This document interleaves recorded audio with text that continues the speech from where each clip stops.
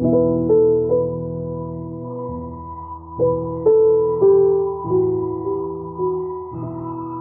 September 26th, 2022. This is a special edition of Roqe.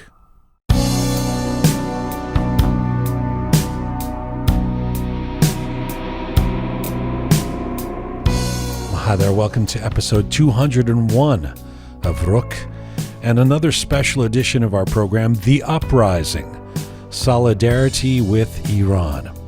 I'm Jian Gomeshi, good to be with you, and I really hope you are keeping well or doing your best wherever you're tuning in from around the world. Hello to you from Toronto, Canada. Salam Dustan Aziz. Durud Bashama. One thing's for sure, the end of this current brutal regime in Iran is inevitable. The end is in sight. Of course, we have to be ready because in all likelihood, the worst is still yet to come. We remain ever hopeful, like many of you, but at the same time trying to manage our own expectations. It's like we have to repeat to ourselves, don't be too optimistic, don't be too exhilarated, don't be too much of a dreamer, and don't be too celebratory. Now is a time when a regime that has done anything it can to maintain and retain power for 43 years will continue to do so at any cost. But, while a violent crackdown might buy the regime some time, it won't buy them a ticket to ongoing power. The people have risen, and there's no stopping this. It's just a matter of when this dictatorship will fall. Maybe it's days, weeks, months, maybe it's years, but it will fall, with brave young women and men in the streets in Iran doing the real courageous work of fighting for justice and trying to get rid of this regime. So we've built another Roqe special on this uprising and focused on how we can, in the diaspora, possibly help, the ways in which we can possibly support and show solidarity with those in Iran. We've assembled another group of stellar, active Iranian voices from across the diaspora. Lawyer and activist Kaveh Shahrooz is here in the Roqe Studio. Kurdish-Iranian lawyer and commentator Awin Tavakoli is in Zurich. Afghan rapper and activist Sonita Alizadeh is in New York. Broadcaster Kambiz Hosseini will join me. Artist and singer Gelareh Sheibani in Los Angeles. Musician Reza Rohani, also in Los Angeles. Pioneering politician Dr. Reza Moridi here in our studio. And heroic pilot Captain Christopher Behnam in Sacramento. Plus, we're going to play a new piece of music just released from Dang Show in tribute to the current movement in Iran. Lots to get to. The Uprising. Solidarity with Iran.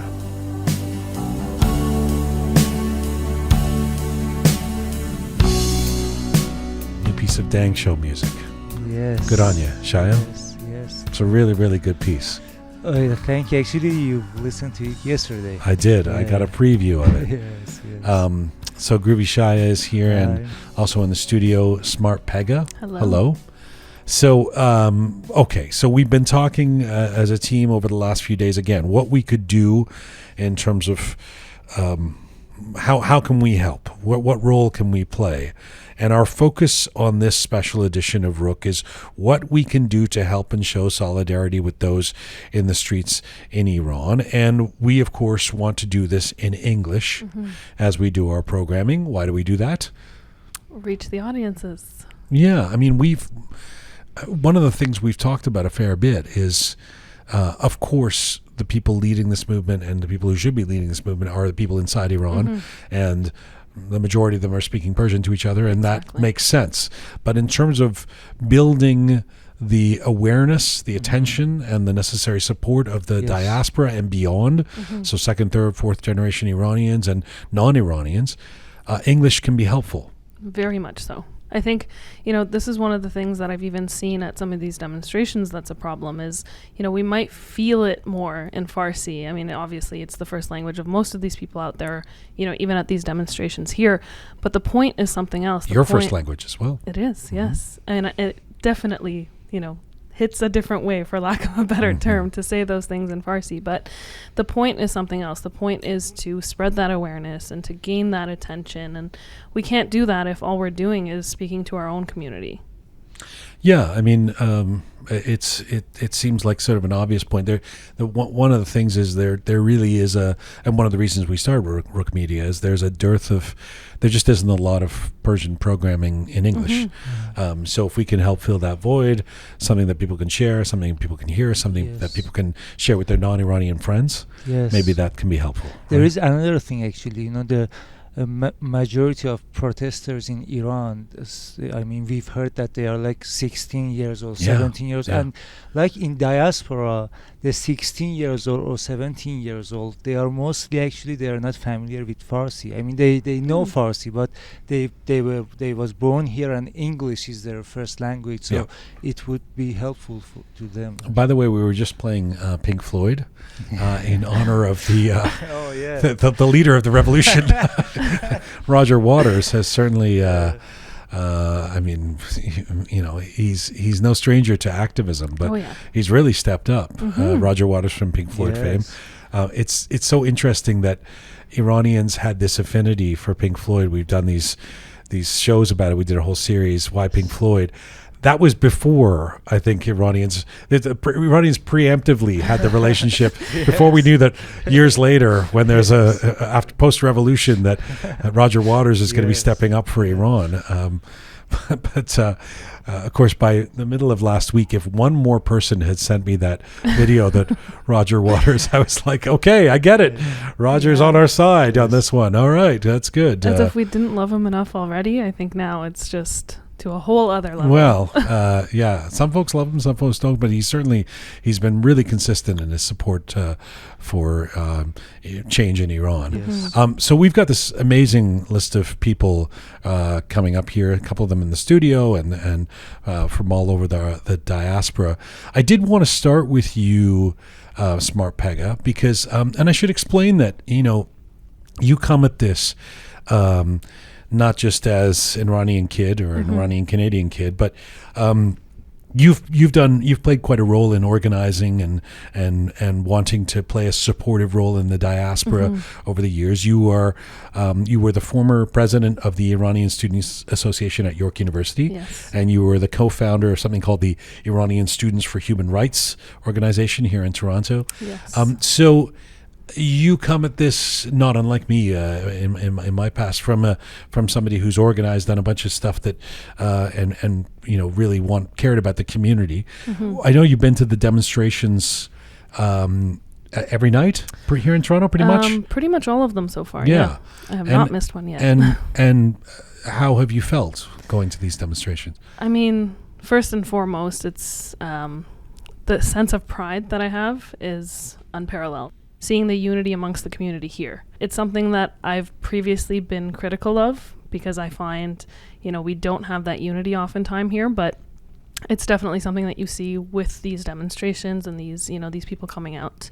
So I will start with that, but I also think that there's things that we could do better at these protests and demonstrations and things like that. And one of them is which is partly natural. Yeah, I mean, it seems like it's been a long time, but it's actually only been a week and a half since Mahsa Amini was killed, which was the turning point, which was the moment that really there was a lot of concern when she was in a coma, etc. But that became the precipitant for so much of what's happened, the linchpin, if you will. And so it's pretty quick that this. I mean, let's just say my immediate reaction that I'm sure you'll agree with is the first going to these demonstrations.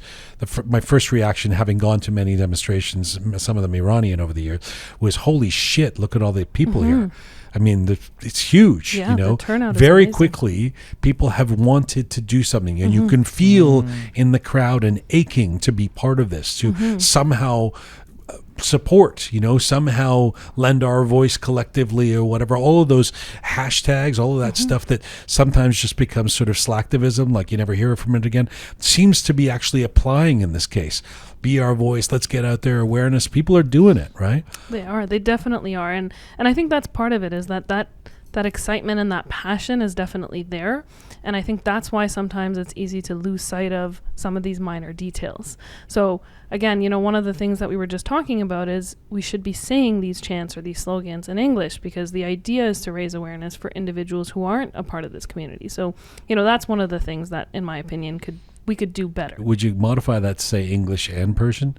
Yeah, I mean, it's also about sending support to those who might be in Iran who are able to find out about these, right, or see them. It is, and not that I disagree with that, but I think, we have to be really smart in how we do this, because I think we've already shown outside of Iran that we are, in fact, behind the individuals who are going out on the streets every day inside of Iran. Yeah. We've shown that, we want to stand there in solidarity, but we have an ability to do something here that they don't there. We have the ability to reach out to democratic nations. We have democratic governments. We somewhat have the democratic ability, anyway. Somewhat anyway. Yeah. We have that at our disposal. So we should be making use of that. We should be making them aware of it. And I'm not going to put words in your mouth. I'm going to modify again. You tell me if you agree with this or not.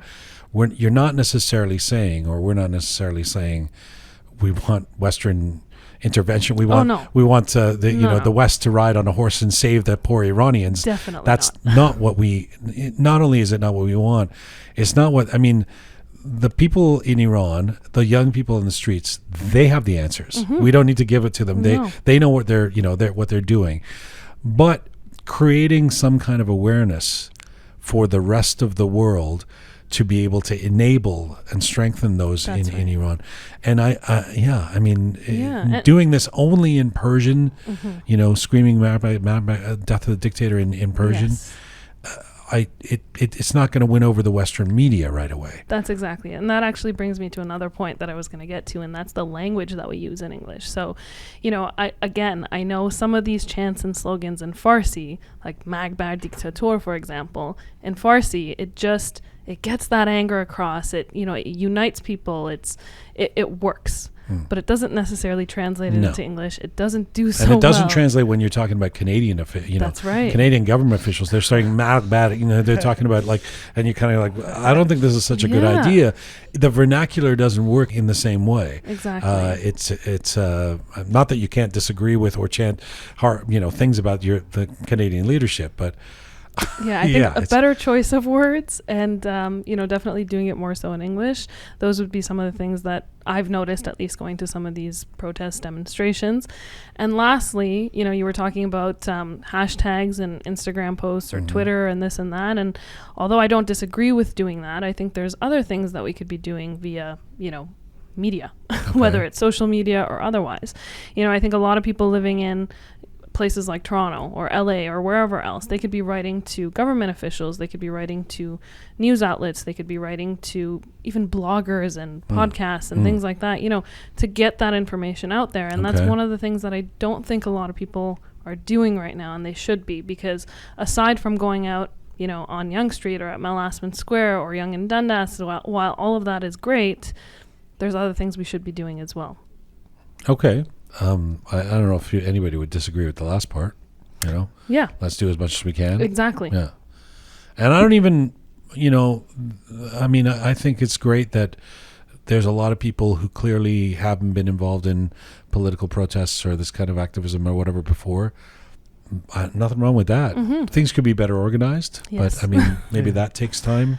Shai, you were at one on Friday as well? Actually, it was the first time I went to one of these protests outside of Iran, and it was an interesting experience and also observation. It was interesting, but what I feel that it could be practice more, people, they cannot sing together, all the rhythm is there's also 10 different chants going on at once. That's kind of bothering. Even when they clap at the after 1 minute, it's all the rhythm is all over the place. And but the crowd was really the musician. huge. I don't like the fact that they went to the F minor when they were singing the. Can we just for a second? Fucking great that people. When I see these videos of Berlin, London, San Francisco, Vancouver, our brothers and sisters in Vancouver put us to shame. The thousands of people outside of the Vancouver Art Gallery. It's amazing. Yes. That is really, as the focus is Iran and the folks in Iran on the street in Iran, but seeing the diaspora step up this way, that's great. And let's not for a second take anything away from the people who are organizing these protests, even here in Toronto. Can I say something about the tone of the protests? And I was trying to allude to it in my little opening here, which is that there were times, like on one of the protests I went to, there were times where it felt like I don't want to say Team Mali because that's a whole other, but it felt like we'd won the World Cup. Yeah. Iran, the flags, and everybody was, it was, as I used the word, celebratory almost. And that felt weird to me. Not that we shouldn't be in the diaspora feeling the energy that comes from seeing so many people come out to these things, but it's a really, really dark situation in Iran. People getting killed on the streets, and like we say, this is likely, not even possibly, it's likely to get a lot worse as the crackdown gets more brutal. So I don't want to take any excitement away from anybody, but that was one thing that I felt watching or being at it. It felt like there were moments where it felt like we're at a Nowruz gathering or something. There was so much, and I could only feel I feel like some of it is pent up energy. I feel like it's like we got let's get out there and do something, and that's coming from a really good place. But that's why I think the language is so important, and that's what I was saying a little bit earlier is we should be using our chants and our slogans to talk about what's actually happening. So talk about not necessarily just that we want the dictator dead, or we don't want, I don't know if that's the right choice of words. Like say her name, for example, much better choice of words. It brings awareness to what actually happened. It's a hashtag that's trending. People can search it. As someone who's even walking by and listening to this or overhearing this, that's something that is going to stick with them. They might go home, search it, figure out what's going on. So I think it's really, really important what it is that what message we're sending when we're at these protests or demonstrations. Yeah, I was really fascinated. I have to say that I was really fascinated by the crowd. It was huge. Yeah. And it was very sad for me. I am so traumatized by police in Iran that when I saw there were some police there, and it freaked you out. Oh yeah, I was like, نکنه بیان به چی شده and so yeah. Yeah, the desire of people to want to help, to reach out across the water, across the continents, and say we're here, we want to help you, we want to get on our shoulders. That's a beautiful thing. Yes. There's no doubt about that. And one of the things that is amazing is how quickly mobilization can happen. Yeah. This is like. Again, we're only 9 days into this, and or 10, or I don't know, but the Iranian community is galvanized. Again, Western media is slowly catching up, and Western leaders are finally not just sending off a tweet, but trying to. So we're going to talk about a few things on this show. We've got a diversity of folks, as I say, coming up about to talk about how we can play this supportive role. I should say that this afternoon here in Canada, the Prime Minister announced that Canada is going to place sanctions. This is presumably in reaction to a bunch of people calling out the Prime Minister, saying, "Come on, we need something. You need to take action here." Placing sanctions on some individuals, we don't know who, and sanctioning the Iran's so-called morality police. I really don't know what that means. Yeah, me neither. Sanctioning the morality police. What? So Dr. Reza Moridi is going to be here. A former MPP in Ontario. I'll ask him, but this is the kind of thing that I fear feels laughable a bit, and makes people more angry. Kind of felt disingenuous, I thought. What does that even mean? It was almost one of these things where, we're doing something, but not really. Well, Yeah, like, well, thanks for sanctioning the morality police like, that everyone that? agrees is an insane bullshit thing, you know. But yeah, I don't know. I don't know what to. Maybe I'm missing something about the import of these sanctions. Maybe I need to. I mean, I didn't get it either, so. All right. Any more complaints about the demonstrations, Pega? It wasn't complaints, and that's the thing. I was gonna say actually before we end there and everyone comes at me for saying these things. I have to say, going to these demonstrations, obviously, huge sense of pride for the fact that Iranian Canadians have stepped up the way they have, and also, I mean, there were so many times throughout it that I even got emotional. At the unity and the solidarity and the love that we have for each other as Iranians. So I mean, I'm not taking I'm not against what everyone is doing. If we only sit here and offer platitudes, we're not doing any help. We're trying to be constructive, right? You're trying to say something constructive. That's right. And one of my biggest things about this is everyone should do what's within their skill set. And part of my skill set is I've been in situations like this. I know some of the things that can go wrong in demonstrations, and potentially this will help. We started Roqe Media. My hypothesis was that there's Iranians around the world who feel a connection to each other, and regardless of how long they've been away from Iran, regardless of their geography, regardless of their generation, to a certain extent, they feel a connection, right? And we've been saying for the last 2.5 years, this show and the audience that we have, which is international, and is bearing that out, that the hypothesis is no longer a question. It's actually, we see it. We live it every day doing this program, doing our programming. But you think about what we're seeing right now. Think about the connection that Iranians around the world have to Iran and to each other. Like how apparent that is, how universal this is right now. Even the calling out, everybody going, everybody needs to be in on this. Let's go, right. And this includes people who've been outside of Iran for decades, right? Yes. It's really profound. Wow. Say what you will about, and sometimes I have this debate with some Iranians in the diaspora who say, why do you care so much about being Iranian, or who cares about Iranian culture, or, and they've really ostensibly moved on, we're in the West now, or whatever it is.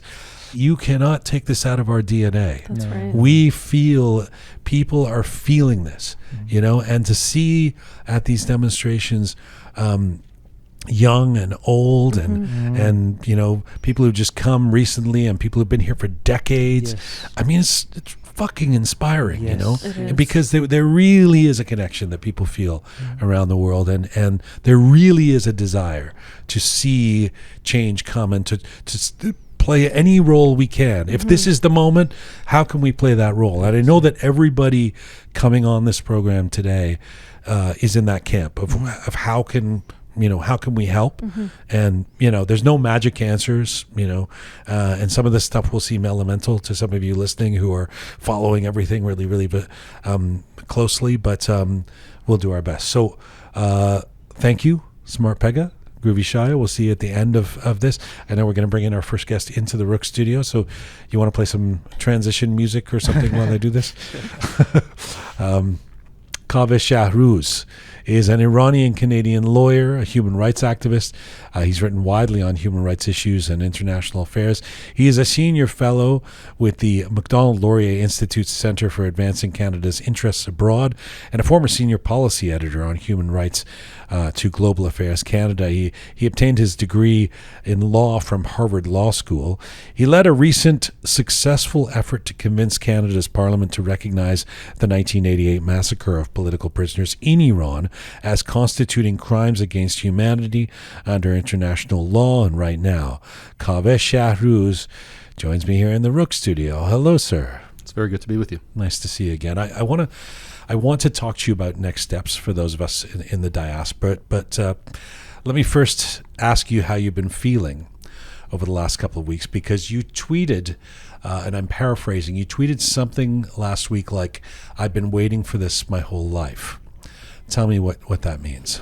I've been, like a lot of people my age, I'm 41 years old. I'm a child of the revolution. I was born right after the revolution, and my life has been deeply affected by, the Islamic Republic.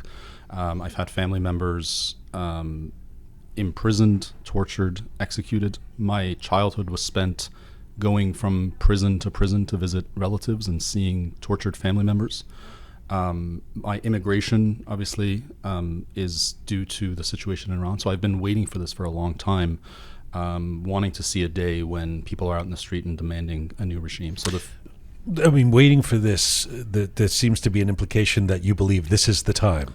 Is that what you think? I think this is the beginning of the end, whether or not it's these particular protests, and I hope it will be, or some near future protest. Yes. I think the Islamic Republic is on its way out. Can I just say as a sidebar, and it's germane to the conversation about what we should be doing in the diaspora. I said this at the top of the show, but I worry a little bit about too much optimism or the almost celebratory atmosphere I've seen at some of the protests, because inevitably I feel like it's going to get worse before, even if we get to the promised land. The crackdown is going to be more brutal. It's going to be there's a lot of really horrific stuff ahead, right? So I'm trying to manage expectations or temper any kind of optimism. Where are you on that? No, I'm glad you're doing that. I try not to get ahead of myself. You're absolutely right. I mean, there is no limit to the cruelty and brutality of this regime, and they will unleash it to survive, certainly. But I think this is the beginning of the end. I think any semblance of legitimacy for this regime has now fallen. I think the world now knows with certainty that the Iranian people despise this regime and want it gone. So I think it will only be a matter of time. I think, Western politicians from now on will have a hard time standing up and saying, well, we're going to work with this regime. It's just not going to fly anymore. In previous moments of outrage for the diaspora, Alban, even Flight 752, maybe a little less so for Flight 752, there were people who remained silent, or people who perhaps even supported the regime or made excuses somehow. It doesn't feel like that's an option now, right? Like the ground has shifted. Absolutely. That old labor rights song, "Which Side Are You On?" I think you gotta pick a side now. There are a lot of people that could get away with saying, well, I think the system is bad, but maybe it can evolve over time, so I'm going to hold my fire and not say much. This regime has proven itself incapable of evolving and reforming, so you are either on the side of the status quo and keeping the regime in place or overthrowing it, so pick a side. What do you believe, those of us in the diaspora? I mean, it's exhilarating, again, seeing, here in Toronto, thousands of people out on the streets. That's happening all over the world. At the same time, there's a moment where I sort of go, well, how are we helping? Do they know in Shiraz right now that we're out here, and is this the best we can do? What do you think we can possibly do to support what is happening in Iran? First of all, they know. Absolutely, they know in Shiraz or Mashhad or even smaller towns what's happening outside. They have access. I mean, despite the efforts of the Iranian regime, they have access to the outside world. I get messages daily from friends and family back in Iran saying, please amplify what is happening. So they're acutely aware of it, and they want our support. I think there's lots of things we can do. There's specific policy things, and I'm happy to discuss them, that we can push our government on. But I think the bigger thing that we have to do is change the mindset of Western government officials, Western institutions, and civil society.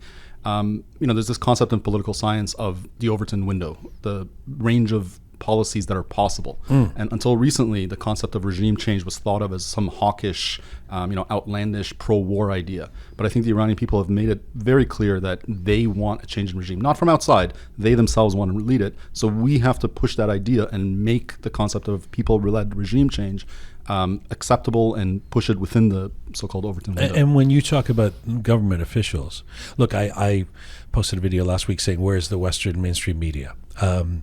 And it's gotten a little better in the last few days, but it's still not really at the top of the agenda, and so people have started asking me, well, you're the media guy, why? What do you think? Why? And one of the things I say is, Unfortunately, a lot of mainstream media, especially those who write about politics and global affairs, etc., in some cases, they do take their cues from what the government leaders are talking about, right? Mm-hmm. And so when you have, in the case of our country, our prime minister or other places, basically all they've done so far is tweet something, we support people in Iran. It feels like the governments are saying, well, this isn't that big a deal. So the media takes the cue and goes, well, it's not that big a deal, to at least to the West. Mm-hmm. Do you agree with that? And how do we change that? I do agree with that. Well, I think the way we change it is, first of all, we have to understand why it's happening. I think, your explanation is a big part of it. There's a couple of problems. One is that the West does not understand why the Iran democracy movement is important for its own safety and security, right? They think of Iran as a nuclear case that they have to contain. What they don't understand is that the best way of containing that is to get rid of this regime, or at least help Iranian people get rid of this regime, and it benefits everybody. So that's one thing that Western officials need to understand. I think the second reason why you have not heard much in the press is that for, I would say, the last 15, 20 years, there has been a class of, and I don't hesitate to call them this, collaborators and Vichyites. The Nazi-occupied France was called the Vichy regime, and there were people that collaborated with it. Vichyites in positions of power in media, in think tanks and universities that have been pushing the Iranian regime's narrative. And that's what the Western media has come to believe. They've had an advantage because they've been, presenting their case in smooth, fluent English, and our activists have been talking amongst themselves in Farsi and so on. There's been an asymmetry. But we got to push back, and we got to actually displace those people and replace them with people that do a better job of actually speaking for the Iranian public. You said that there were some policy points that you don't want to bore us with, but if anybody on this special edition can talk about that, I thought, that's part of the reason you're here. Sure. First of all, you're a lawyer. You've taken legal action in support of Iranians against the regime. Is there something legally that can be done to support people in the current situation? There are some legal actions that can be taken. Not to get rid of this regime entirely, but to increase the pressure on them and to increase the cost. That's really what it is you have to make it costly to continue to cooperate with this regime, right? So there's the PS 752 case you mentioned. The entire world, all those affected countries, including Canada, have said all the right things, but they've been dragging their feet. This is about the flight. The Ukrainian national flight, PS 752. Well, it's about time that we got off our behinds and started actually taking some action. This case is ripe to go to the to ICAO, which is the body that oversees civil aviation, and more aggressively than that, the International Criminal Court. Now, again, I don't want to bore your listeners with it. It will be a challenge to get this to the International Criminal Court for various jurisdictional reasons, but it can be done. We saw it as soon as Russia attacked Ukraine. The global community came together and referred the case to the ICC. Typically, an ICC case takes years to get before a prosecutor. But it can be done when there's political will. So this is one of those policy areas that I keep recommending to any official that I talk to. Like, take action. This is something that can be done. When people say, write to your local MP, you call up your local, congressman or whatever, if you're in the States, is that effective? You do. This is what you do. Is that something that you recommend? Should Iranians around the world be calling their local politicians? I think they should be, among other things. This is not the only thing they should be doing, but I think changing minds and making politicians understand that there is a constituency that cares a great deal about this issue, and the vote will. Politicians. I've lived in Canada most of my life. And the politicians, show up for Nowruz and they say, Salah Mubarak, and they shake a few hands and they just leave and they continue to do what they do. They have to understand that there's a cost for them not doing the things that we demand of them. And that's, I think, what the letter writing campaign would achieve. Any other policy points you want to bring up? Sure, yeah. The Revolutionary Guard, Sepah Pastaran, needs to be listed. The United States has it listed as a terror group. Canada's government has committed to listing it. They made this commitment 2 years ago, has taken no action. Where are other countries in the world on this? Because I know we often hear about the States versus Canada, but European countries or Australia? Yeah, they have not taken this action. I don't really know why, but I'm not really familiar with the dynamics of the politics in those countries. Okay. I don't understand why it has not happened in Canada when we are so directly affected by the actions of the IRGC. That flight, for example, that was the doing of the IRGC. We are as a community, we certainly doing this show for the last 2.5 years. You feel it. We are divided, famously divided as a diaspora, especially when it comes to politics. And it's not the moment to talk about what happens next, etc. But do you worry about that? Our divisions? Not anymore, or much less so than I used to. So it used to be the case that we disagreed on the way forward, right? Some people would say, let's get rid of this regime. That should be our point. And the divide was that there were others who said, no, let this regime evolve and reform and become better. I think that divide is now completely gone, right? There are people that have different views of what a post-revolution Iran should look like. There are leftists and right-wingers and so on and so forth, and that's fine. I think that's healthy in a democratic polity. But we all agree on the end goal now, which is that this regime must go. So I think those divisions are much less pronounced now than they were 2 weeks ago. Yeah, well, I think that there's a certain sense of unity, but there's also, you go to a protest and there's still a lot of different slogans being chanted. Yeah, right. No, I think it's healthy for different slogans to be chanted. You some do? People. Yeah, I mean, look, it's healthy for those disagreements to exist. It's not healthy for people to, start fistfights on the streets of Toronto. People can disagree on whether Iran should be a republic or a monarch or a constitutional monarchy. They can disagree on whether Iran should be more left-wing in its orientation or right-wing.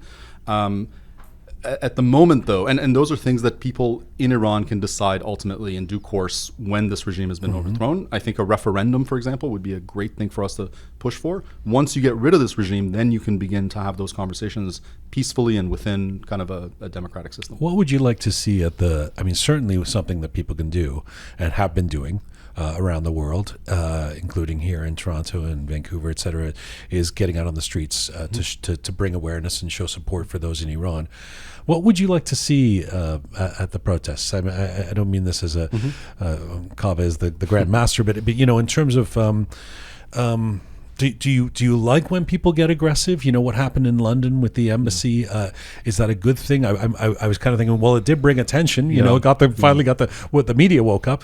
But on the other hand, here in Toronto, at one of the protests I was at, people were stopping cars, like ordinary Canadians driving down the street, stopping them from.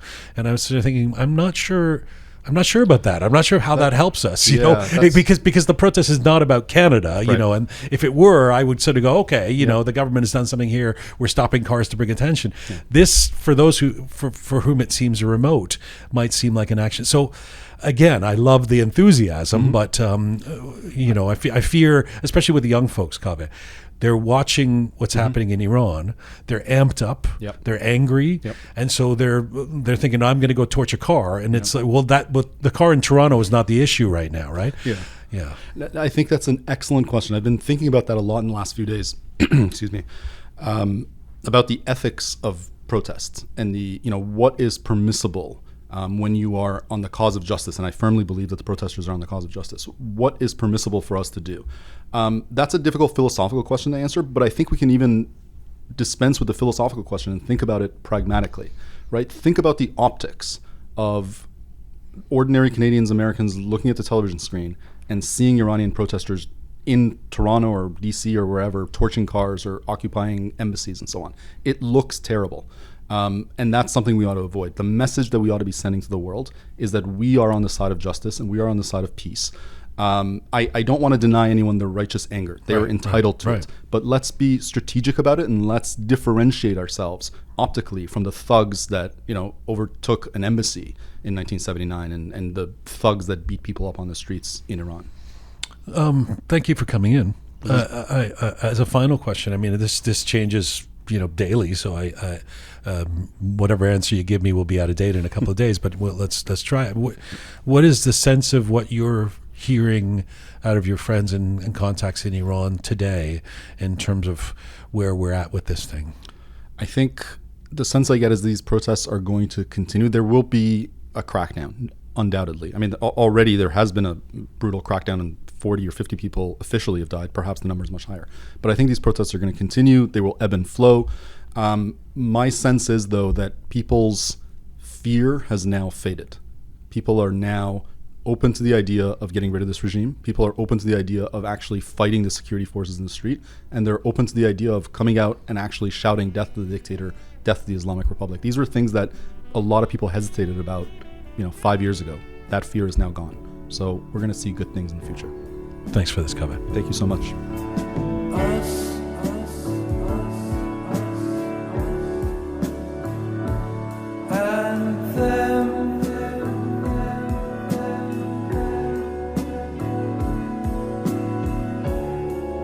And after all, we're only ordinary men.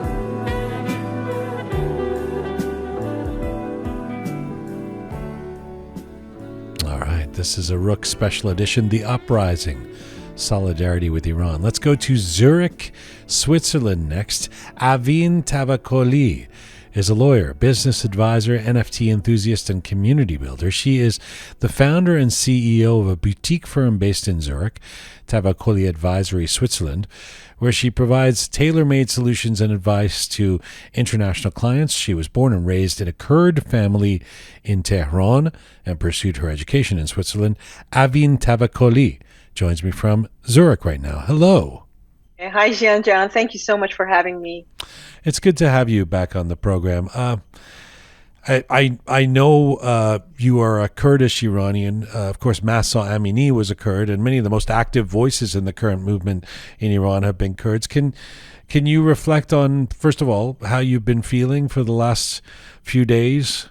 The past few days, now we are on day number 9. It has been feeling like ages, to be honest. It just doesn't look like days, but it has been intense days. And how I've been feeling, I think most of us have been feeling very similar, or at least the same. Me, myself, I just felt numb at the beginning until I just started believing that it happened. And then I just got upset and disappointed and devastated every day, or let's say every hour, as we were facing new facts or new stuff have been being revealed to the public. So this is I would say a crazy, shocking, numbing feeling that is pretty indescribable, to be honest. Can I ask you, in just parenthetically, in Zurich, in Switzerland, where you are, is there? We're seeing protests and Iranians in the diaspora around the world taking the streets. Is that happening in Switzerland? Had actually a pretty large, active, dynamic demonstration also on Saturday afternoon here in Zurich, Switzerland, and many people also from other cities of Switzerland joined us, and that was pretty impressive. For a small, tiny country of Switzerland, that was a big move. And at the end, we were actually satisfied with the outcome. Of course, the whole situation is not satisfactory, but at least it was a success story that so many people came together and we saw and experienced such an awesome unity, which is, I think, the name of the game these days. Absolutely. We've been talking about how these protests can, those of us in the diaspora who want to support, how we can make them even better, stronger, more focused. It sounds like the one that you attended, or the one that you guys had in Zurich, was all of those things? Yes, to be honest, I was very positively impressed, because as I joined also, I didn't know what are we going to expect, I just went because I knew I have to go and that's my duty, but it went in a very awesome way. And I think that has been a great surprise, and also a very fulfilling hope and heartwarming hope for the majority of Iranians in and outside of the country. Why do you say you feel it's your duty? It is not only about being an Iranian. It is not even about being a Kurd. First of all, for me, it's about being a human. But to go a little more specific, yes, then it goes down to myself being a Kurd, having Kurdish roots, being a Kurd by identity, being an Iranian born and raised in Tehran. So I am carrying all of those in my backpack and in my heart. And that gives me that responsibility and that duty to play at least a little role in this whole metrics, because everybody's taking a part in a different corner or a different piece of this puzzle.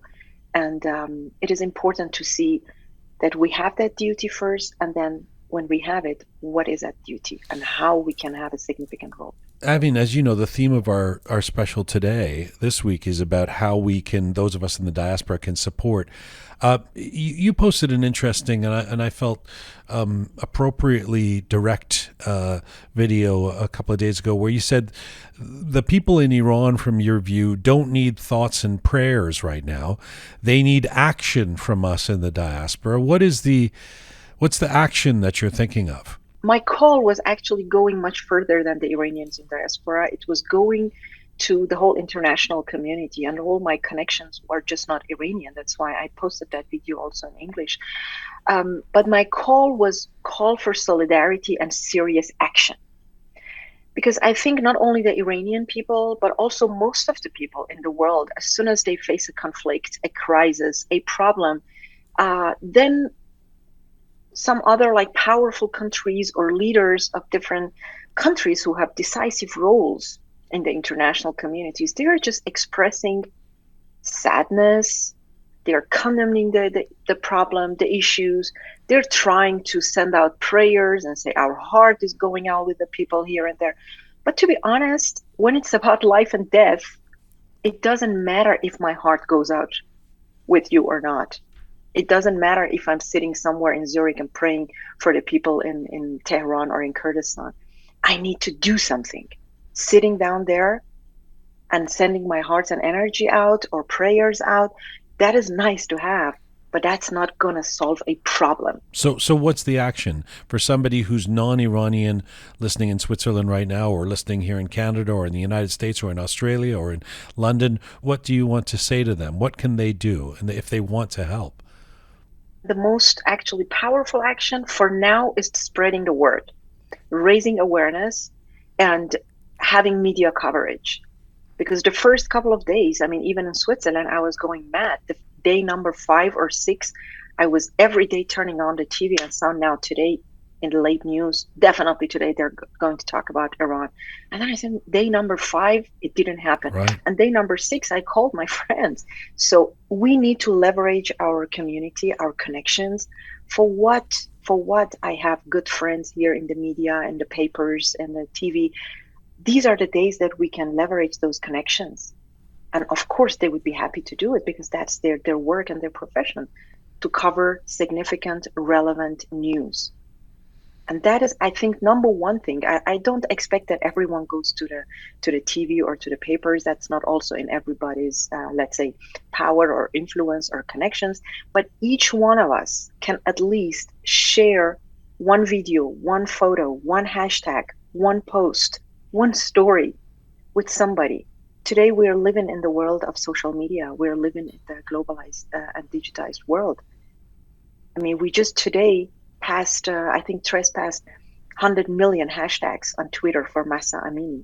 Come on, 10 years ago, 20 years ago, that could have been a dream. Yeah. But now that's possible. And that's how, by doing the least possible. When the people there do not have access to internet, do not have access to communication and correspondence channels, that is the least that we can do in a country which is peaceful, and at least we have access to internet without any problem. That's the least that somebody can do. You've also, I know you believe that everybody should be doing their own part depending on what their field is and not judging others for how they're contributing. Tell me about that.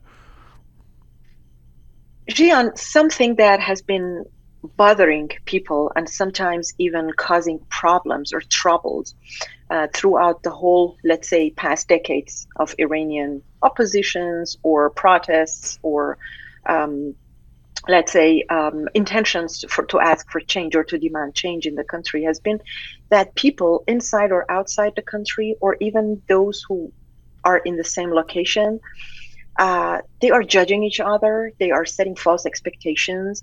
They are labeling one another. Why this person is not doing this? Why the other person is doing this not my way and not this way? I think it's not the time now to judge and label one another and not to set, let's say, unrealistic expectation. It is the time that we give each other the freedom to make the impact where we are the best at. Look at you. You are now raising awareness and sharing the voice of the Iranian people by running your podcast. This is a media. This is doing a great deal. Because while the other person, the other young girl or boy who's going in the streets of Tehran and putting her life or his life at risk, at the same time, he or she cannot do this while what you are doing. So this is, I think, something that we all need to have a significant role in, but everyone the way they can. Those Iranians outside of the country, they are the arms of this revolution outside. So we are the voice of the Iranian people outside. If we do not leverage this, their voice can be diminished as well. And that's not going to be good.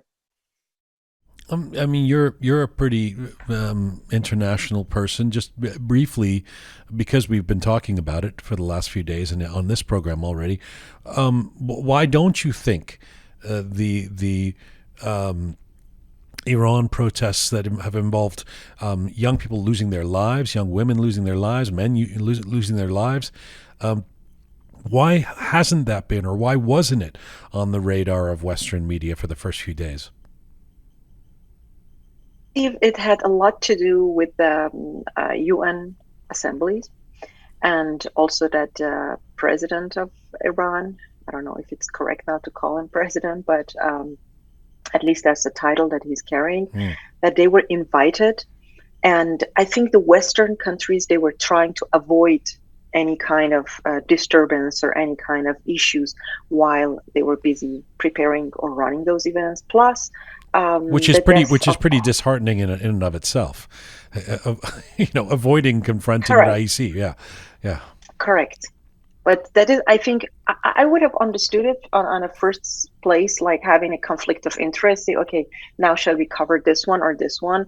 Now we have already invited this guy, so we cannot say we are now having a criminal in our panel, and otherwise we are going to talk like against ourselves or discredit ourselves. So I think there has been probably also some challenges while committing this avoidance or this ignorance. But to myself, that would be maybe one of the reasons, yes. And the other thing is that, of course, for most of the Western countries, they see Middle East as a, as a crisis scene, like a constant crisis region. So probably what is also my guess would be that, say, this is one of those, another one of those conflicts, another one of those protests. Right. Exactly. And actually, nobody has taken it very seriously the first 2-3 days, even the local people, even the Iranians, unless it really, really took a bigger shape and a more meaningful movement. It is no longer a protest. I mean, people are calling it these days a revolution. Yeah, it definitely feels like something different. Thank you for your time. A final question to you. I mean, I know you've been full of emotion like most of us in the last couple of weeks. You posted a video today saying, "We shall overcome," or quoting, Martin Luther King's famous his famous speech. Do you believe that? Do you believe this is a time when Iranians are going to overcome this regime? I don't know what is that light at the end of the tunnel, but I'm seeing it. I mean, we were the generation of the Green Revolution. 2009, yes, we were also full of energy, full of hope, and we were demanding change. But there was a different dimension, and we all were somehow not clear whether we are going to get there or not. So it was a huge risk, and unfortunately, as we all know, it was also suppressed. But this time, I think it has taken a new dimension. This generation is not a generation that is asking for like a little bit of beautification and polishing stuff. They just want to, their message is just roots out, roots out. We just don't want this. And I think the Iranian people, in conveying their message or setting their expectation and their demand, they have never been so clear as they are right now. Awin Tavakoli in Zurich, Switzerland, thank you for this. Thank you too. That was a pleasure. The breath of the morning, I keep forgetting the smell of the warm summer air. I live in a town where you can't smell a thing.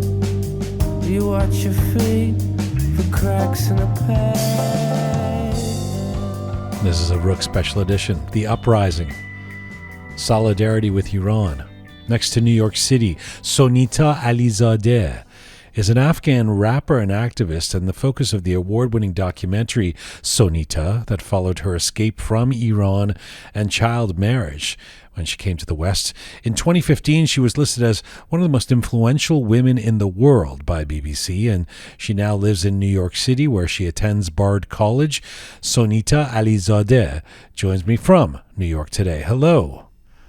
Hi, thank you for having me. Thanks so much for doing this. I can only imagine, given your own story, that you've been feeling all kinds of emotions watching what's been going down in Iran over the last couple of weeks. Can you tell me what you've been reflecting on? So as you said, it has been a lot happening, not only in Iran, in Afghanistan, also because what this reminded me of, I'm sure many people felt the same way that I felt in 2015 when Farkhanda was killed on the street, and the same thing now. There are differences, but it happened to a woman in Afghanistan and then in Iran to Mahsa Amini. So it just took me back to many, many years ago, and it's very sad because how many more women, how many more children, men have to die on the street in the hands of dictatorship, in the hands of the Taliban, for people to really come together, be one, and fight this dictatorship. And obviously it's not easy for many of us, especially for young people right now, for my friends in Iran, Iranian friends, Iranian Afghan friends, because they feel like they might be next. And if they don't want to be next, they have to be silent. They have to appear the way that Jamhuri Islami wants them to look like. Right. So it's very hard for all of us, and we don't want to really live the way that the society or the government has designed for us.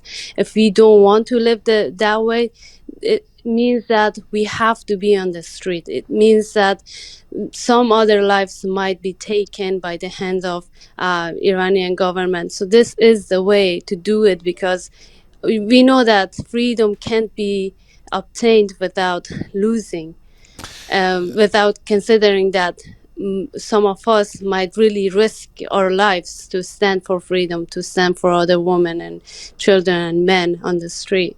Sonita, what do you believe we should be doing in the diaspora to help those in the streets protesting in Iran? So I want to answer that the reason that really, one of the reasons that I think Ukraine stole eyes that were on Afghanistan was the fact that many people, countless people, came on the streets and they screamed the name of Ukraine, the name of people, the rights of Ukrainian people. And I feel like whatever the governments in the world, they're so selfish.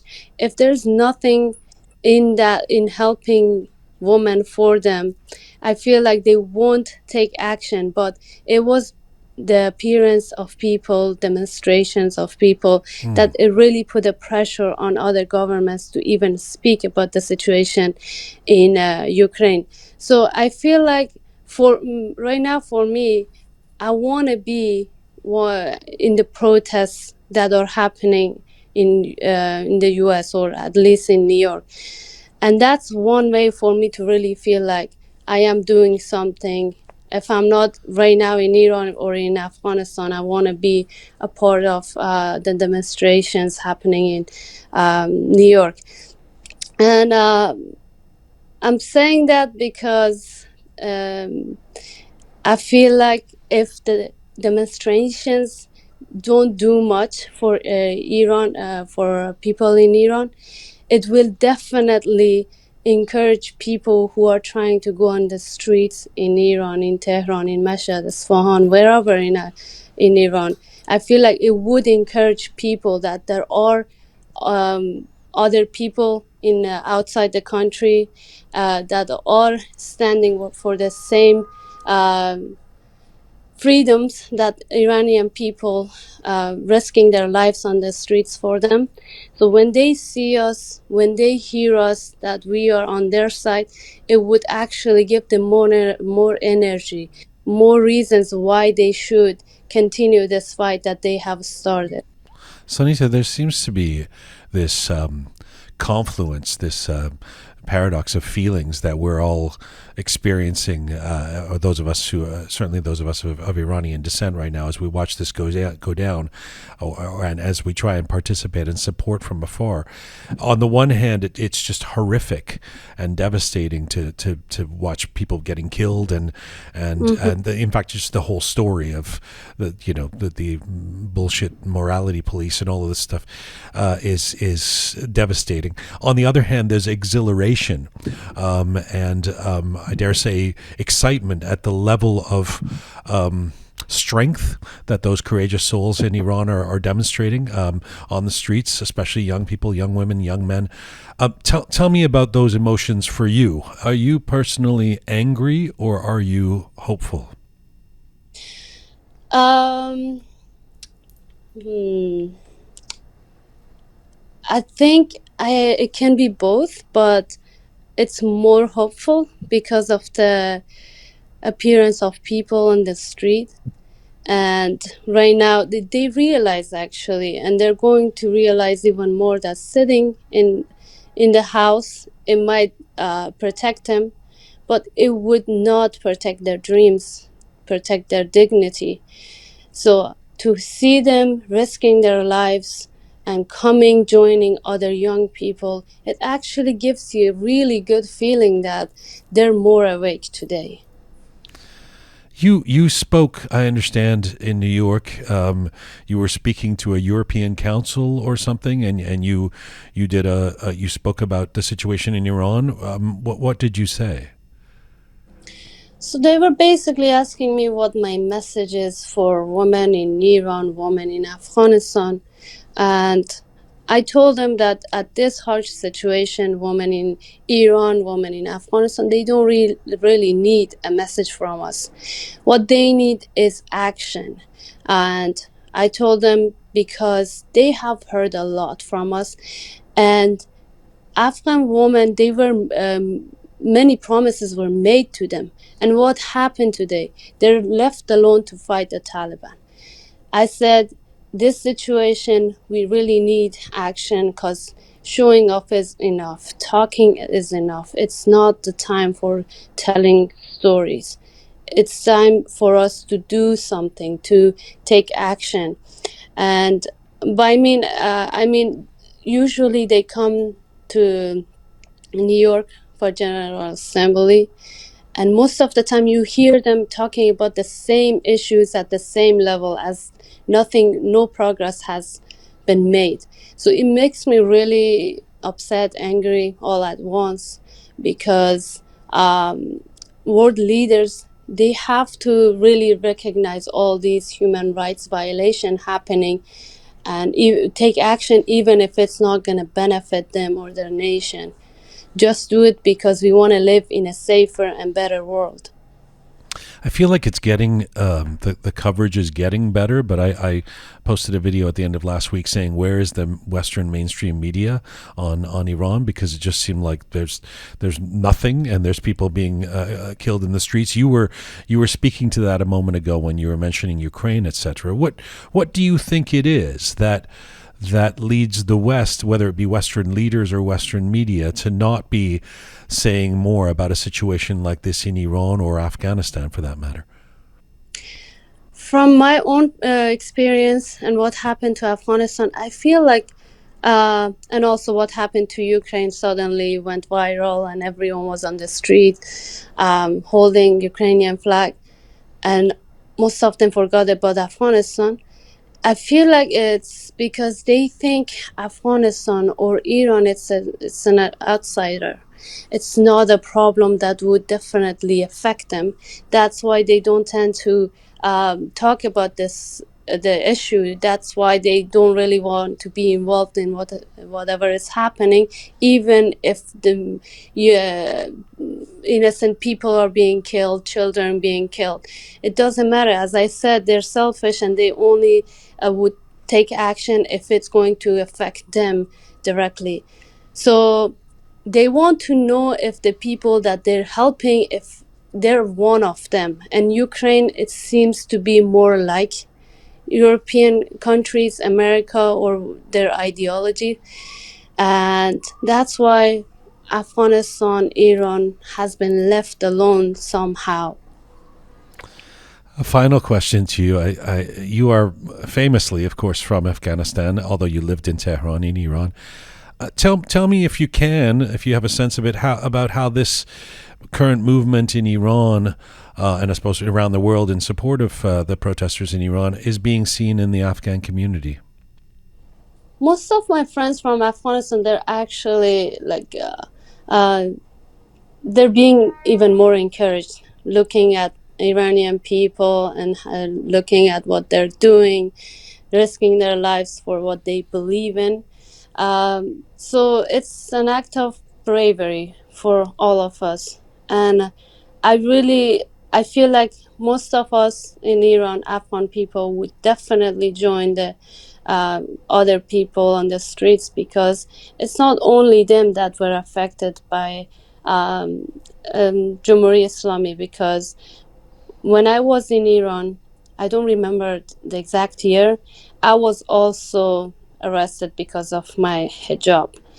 And for me, it was so difficult. They didn't keep me for a long time, but for the hours that I was there, they were keep talking about deporting me. Even though at that time I was alone, I didn't really have anyone in Iran. And if I would go back to Afghanistan, would be another level of risk for me.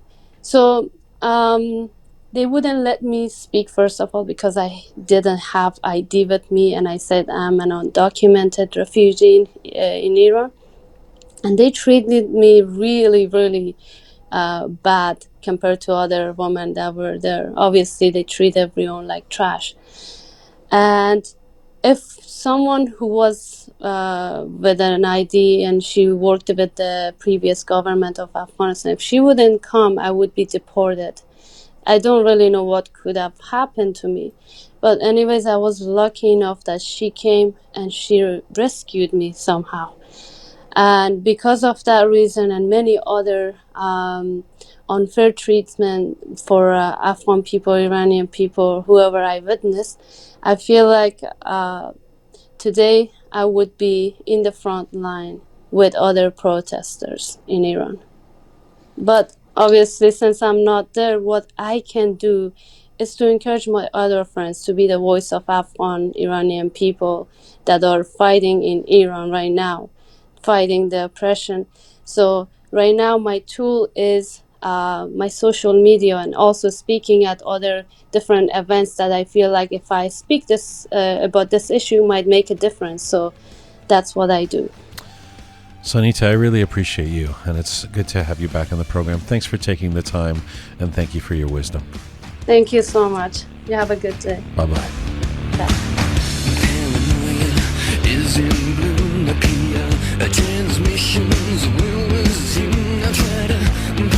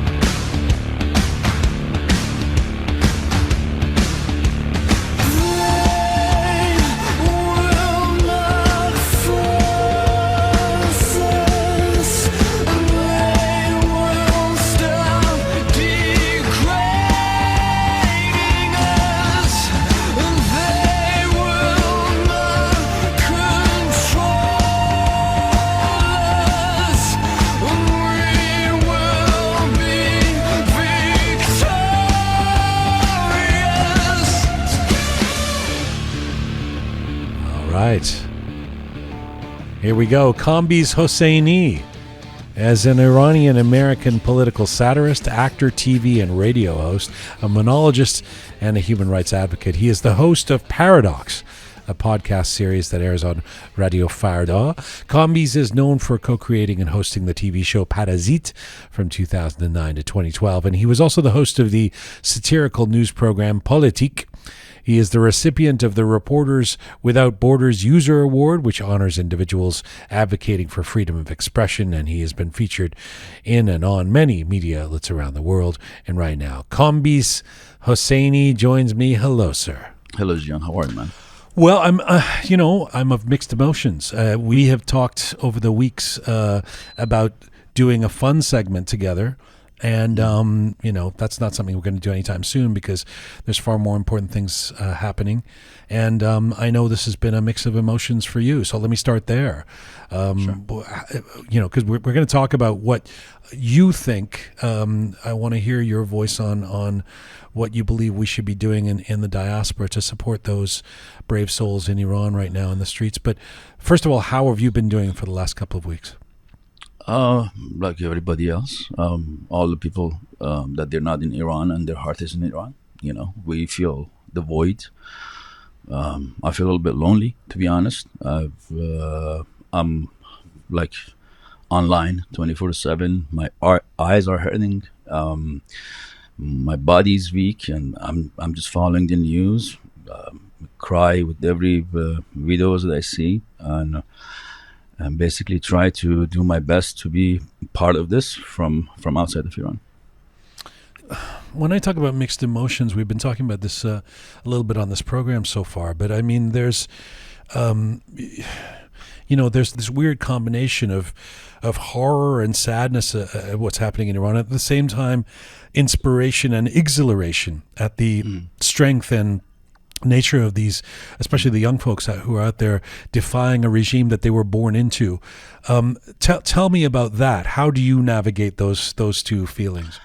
Well, even though I feel sad, but I don't think that this is a sad movement, and there is no time for sadness. You asked me for my honest feeling. I just told you, but I don't think people are sad that much. I'm sad, and lots of people are sad because of all the people that got killed on the streets, and all our sisters, mothers, and brothers, and all those people. I mean, one killing is one too many, and that's the sad part. But there's a hope in what we see right now on the streets of everywhere in Iran, and that is that the nation in Middle East are rising to defend the women in Iran. And if this succeed, if this movement succeed, we would be the first nation in Middle East that rise for a very, very progressive cause. And I'm at the same time of that sadness that I was talking about, I'm very proud to be Iranian these days. We texted back and forth about a week ago, and you said, I knew this time would be different.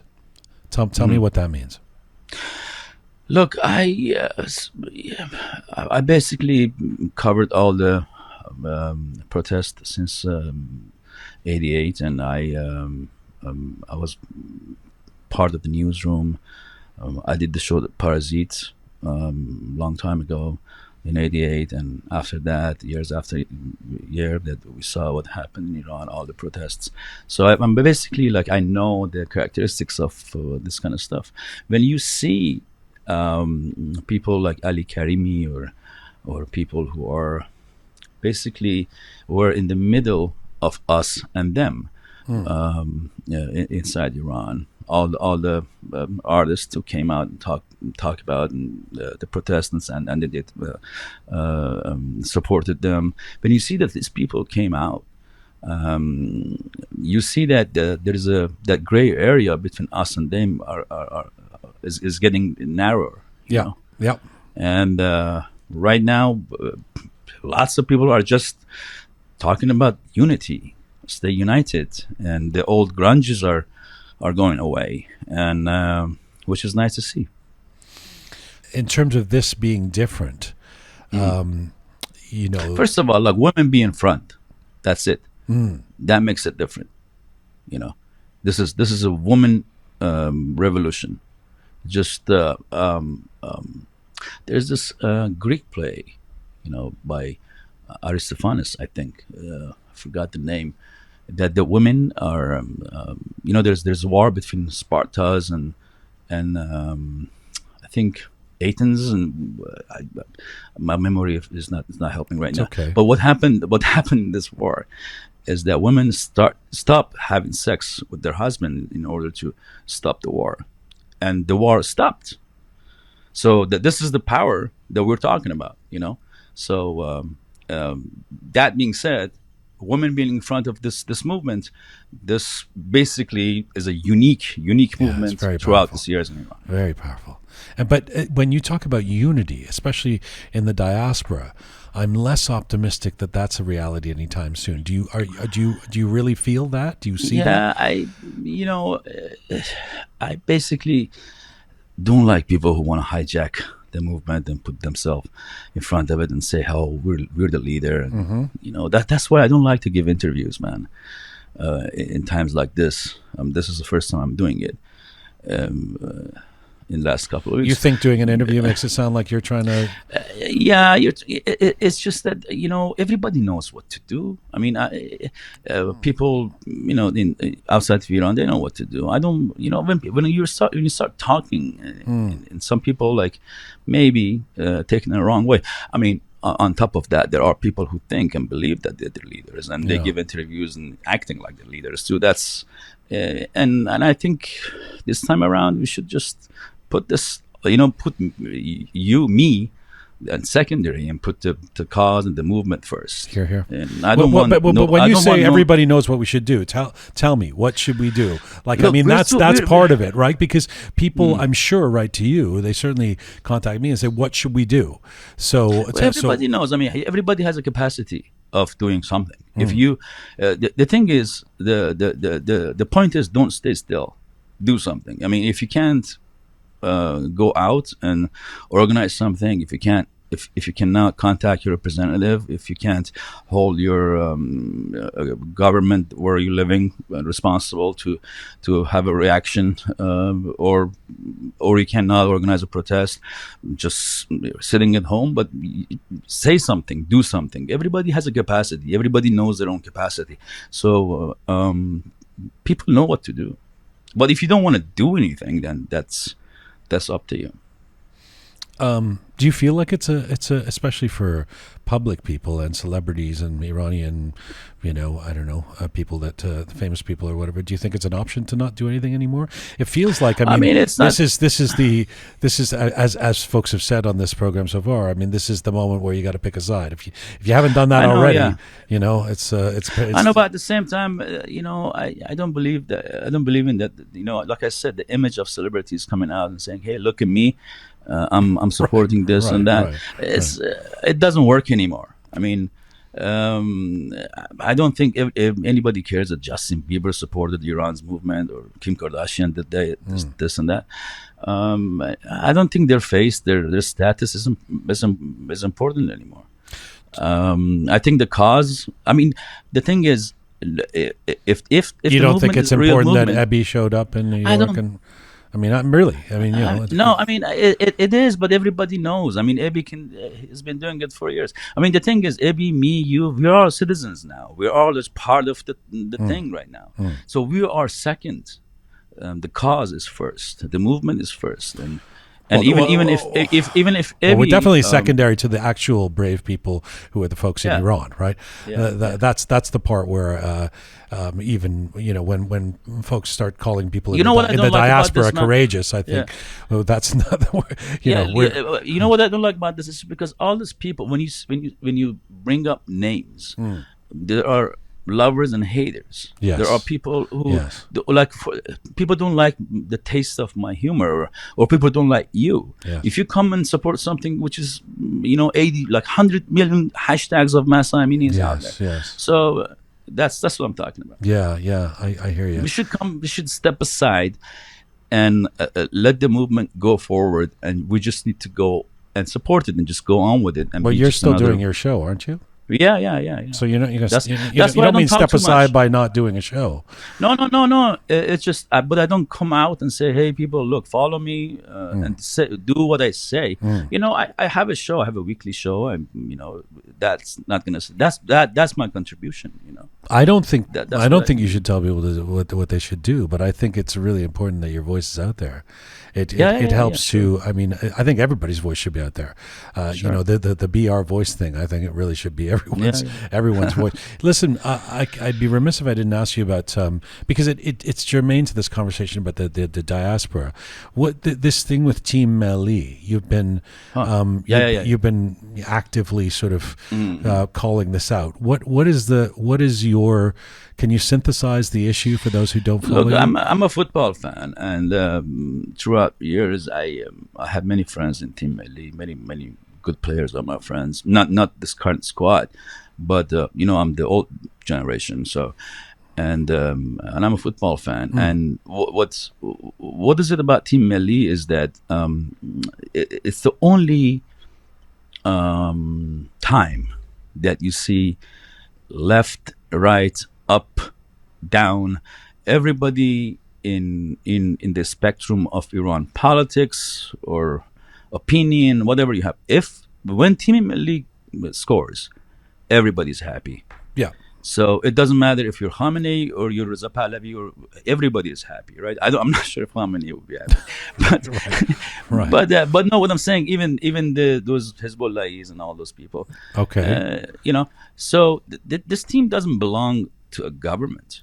This team or any other team that represents a nation, it belongs to the name belongs to the people. The name of the team is Team Melli. It doesn't say the Islamic Republic team. It's like the people's team. Yeah, it's people's team. So that's why I called the players to just do something, say something, or because these people are nobody can touch them, and they have this strong coach that basically people. I mean, Queiroz, people think Queiroz think people like him because of what? Why they wanted to bring him back? Because he stood up against the federation, against all the corruption, and he tried. And people like that. People like a strong figure like that. But right now, look, but I can kind of sympathize with what they're saying right now in Team Melli. Like we're a sport team. We have to focus on our own thing, and we don't have to like lose our focus or anything like that. But at the same time, how could you ignore? What do you want right them now? to, what do you want them to do? Right now, like a minute ago, I was reading that so far they killed 80 people. Yeah. How could you ignore that? Well, we don't know. It could be a lot more than that. But who this knows, is like right? the official sort of, yeah. But what do you want the players of Team Melli to do? I mean, Sardar Azmoun just like one story, man. He posted one story, and basically there are rumors that but first of all, he deleted it. Yeah, and then there are rumors that he cannot. There are rumors that they're saying he's injured and he cannot play in tomorrow's game. So but support, say something, do something. Maybe they do. I don't know. Maybe tomorrow in the game, after somebody scores, he's gonna pull up his shirt and you see Mahsa Amini's picture underneath of it. But I don't know. I'm just trying to clarify. So a moment They're ago, important. Like I said, a moment ago, you were saying you don't care if celebrities speak out necessarily. No, this is but like these guys are more important than that. Uh-huh. Yeah, because this like I said, this team is the only they unify us. Unifying. Right. Yeah. That's what we need right now. We have to be unified. We have to put our differences on the side, and we have to know that we have a common enemy, and that's like an Islamic Republic that oppressed people for 40-some years. That's our common enemy right now. Do you do you think that it's worth people, and again, I'm sticking with this point of how we can support, right? So we know the demonstrations, we know we can say things on social media. Is there is it worth it? You've lived in New York for many years. Do you think people in the States should be writing their local Congress people or always? I mean, like I said, just don't stay still. Do something, and whatever you think you can do it. I don't know what you can do, but you know what to do. Definitely. You know what to do. You can tweet, you can go on Instagram, you can go on Facebook, you can talk to your neighbor, you can write an op-ed for your local paper. I mean, you can do a lot of things. You know what to do. I mean, that I don't like to tell people what to do, but they know what to do. Do you feel most people, like Iranians, they're like very educated outside of Iran and successful and smart, and they don't need me to tell them what to do. Hey, everyone needs a coach, man. Even the best players in the world need a coach. Not me. No, I'm only coaching I'm only coaching a youth team, football team here. That's it. That's all I can do. You know, back to that feeling of exhilaration or what you called inspiration, etc. There is something that's been concerning me. I've repeated it a couple times on this program, so I don't want to go over the top with it. But I do feel like no matter what happens, the worst is yet to come to a certain extent in terms of the way this regime's track record is of cracking down. Do you worry about that and managing the expectations of people who are all excited in the diaspora? Look, I don't like to scare people. Things are taking course naturally, and people are fed up. I'm fed up. You're fed. Everybody's fed up, man. And things are taking their natural courses, and let's see what happens. It couldn't be worse than this. That what happened to us in the last 40 years. Whatever happens cannot be worse than what happened to all these families, to us, to our hope, to my youth, to people of Iran's basically future. It can't be worse than that. On a macro level, but it certainly can be worse in terms of a crackdown that could mean thousands and thousands of lives lost or whatever. Yeah. I mean, but I hear what you're saying. I would never. Look, I never told people to go on the street from outside of Iran. If I were inside of Iran, I would definitely say, "Hey, I'm going this place. Come with me." Right? But I can't tell people go on the street or stay in front of bullets and guns when I'm sitting outside of Iran under air conditioning. I can't do that. Have you been sleeping much these days?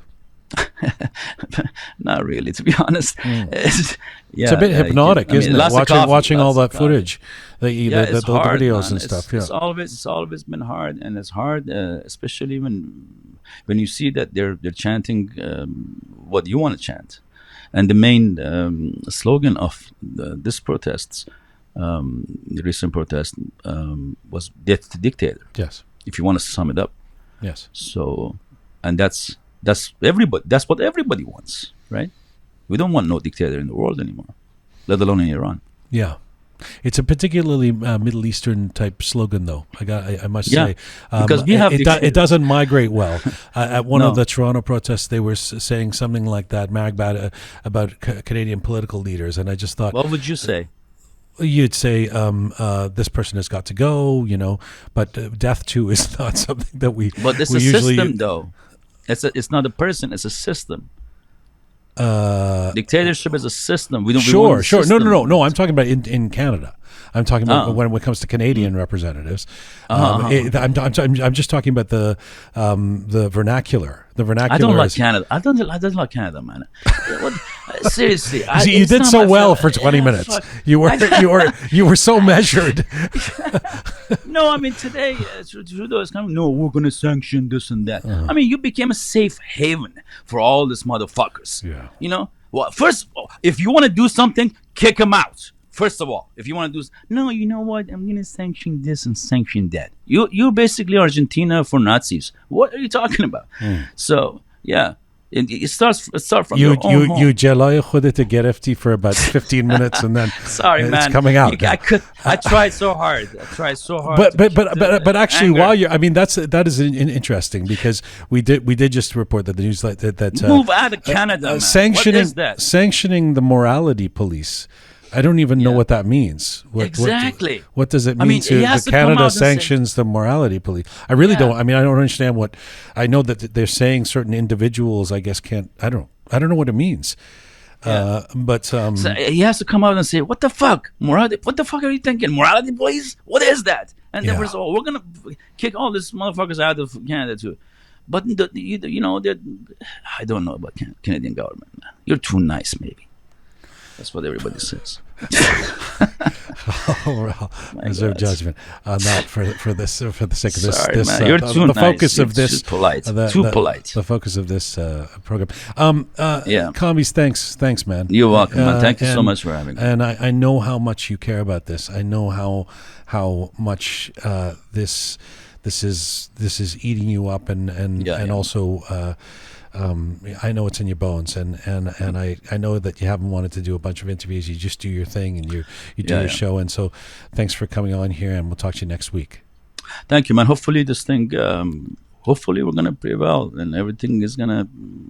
Hopefully, me and you in Iran, we can have a fun show. Can you imagine? That'd be really. I can definitely imagine. You can? Yeah, of course. There's a lot of steps before we get there, but. Why do you think I'm alive? How do you think I'm alive? Oh, this hopes. You take this hopes away from me, I'm a dead man walking. Thank you, brother. All right, thank you, Jian. See you. Say hi to everybody over in the studio for me. In the country of Canada that you hate? Yeah. No. In your studio, the guys. Oh, okay. Yeah, I see. We're a separate island from the rest of the country. Love you guys. See Bye. You, Bye. Cheers.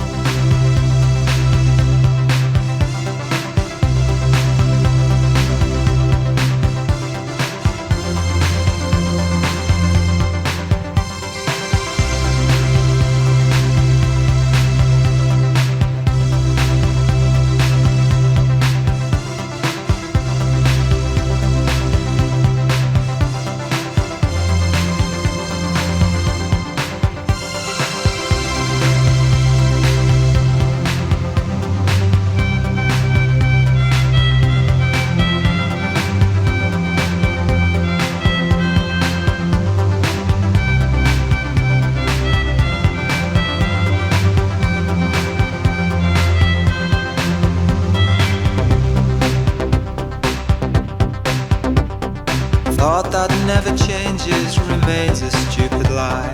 It's never been quite the same. No hearing or breathing, no movement, no color, just silence. The rise and fall of shame. This is a special edition of Roqe, The Uprising, Solidarity with Iran.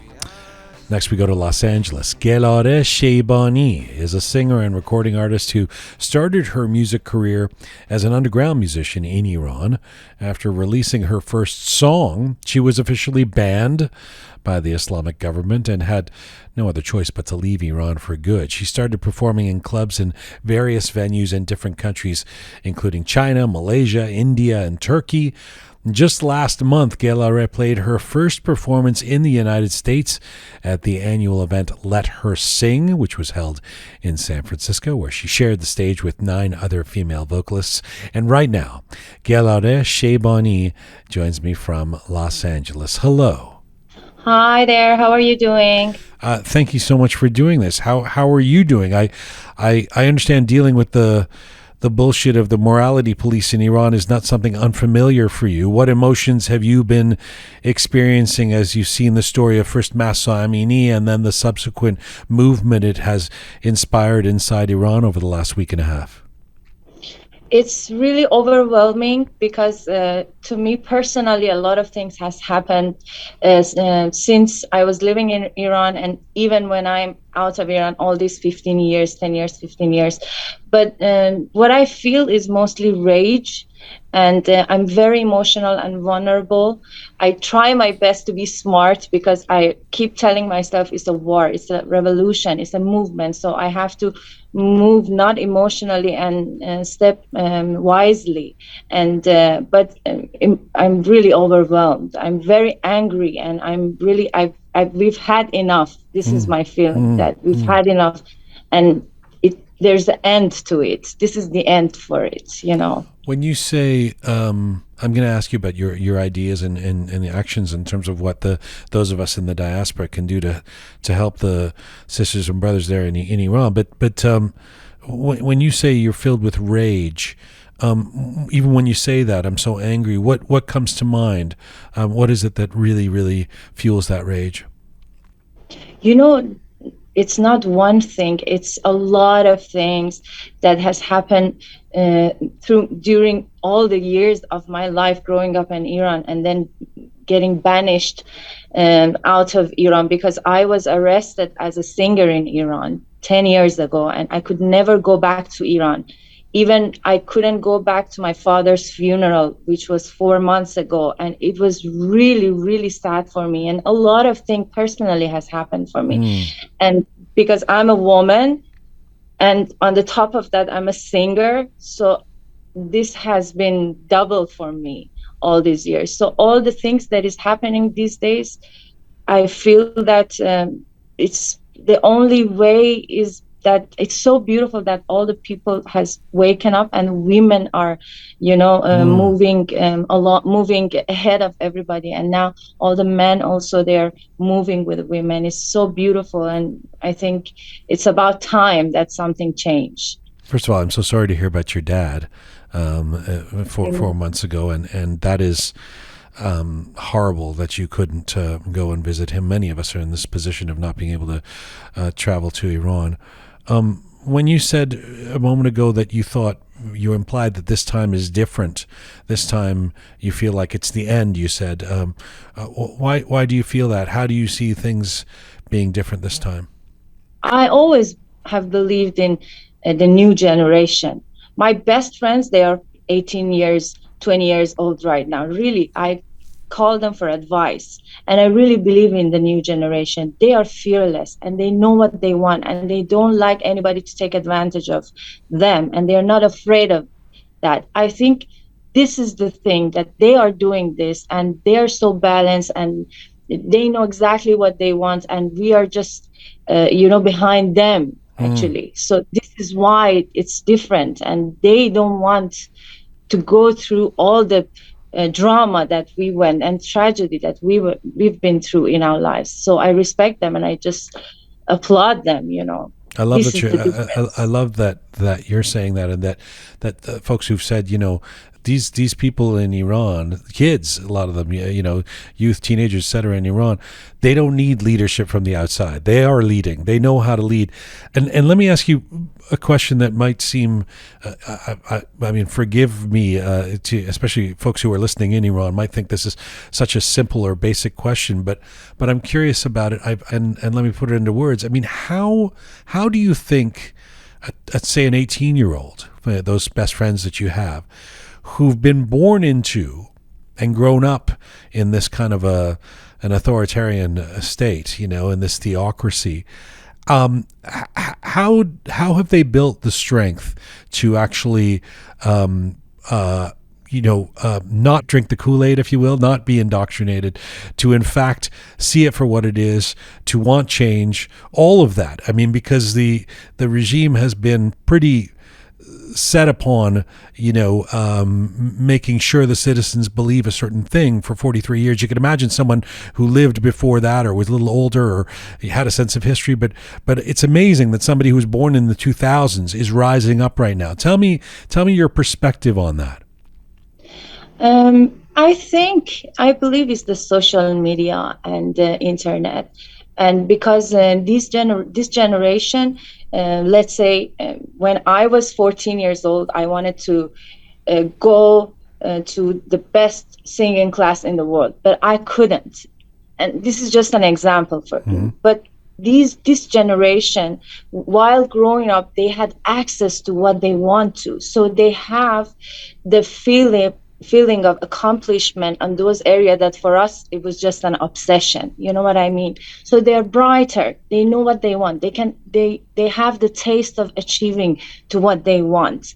That's why they can never go under the pressure of we tell you to do this and you have to do this. For us, it was like this. There was no power that could, stand in front of them. But for this generation, they are not getting, how to say, they just do whatever they want to do. They're fearless. So this is my perspective. I appreciate that, Gelareh. I appreciate that. So tell me, let's get to the focus of this special edition, which is what we can do, how we can support. What is your sense of what those of us in the diaspora can do to help those people we're talking about who are on the front lines in Iran?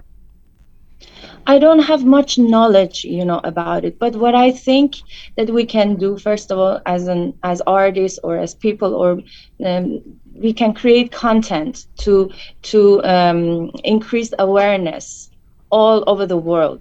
This is what I believe, and we have to pressure all the other countries to help Iran, at least to get internet. This is very important, to have internet and get communication with the people who are protesting, who are getting killed in the street right now. So we have to have the communication with them, and they lead us, and they tell us what they need, and we should provide for them. This communication is the most important, I think. And so how have you been doing that? Well, to me, I try to,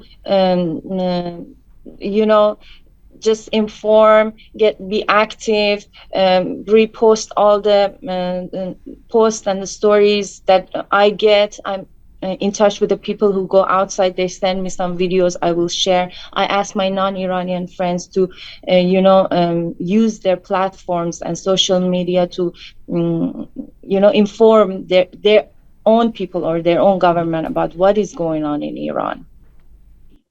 Just create content. Right.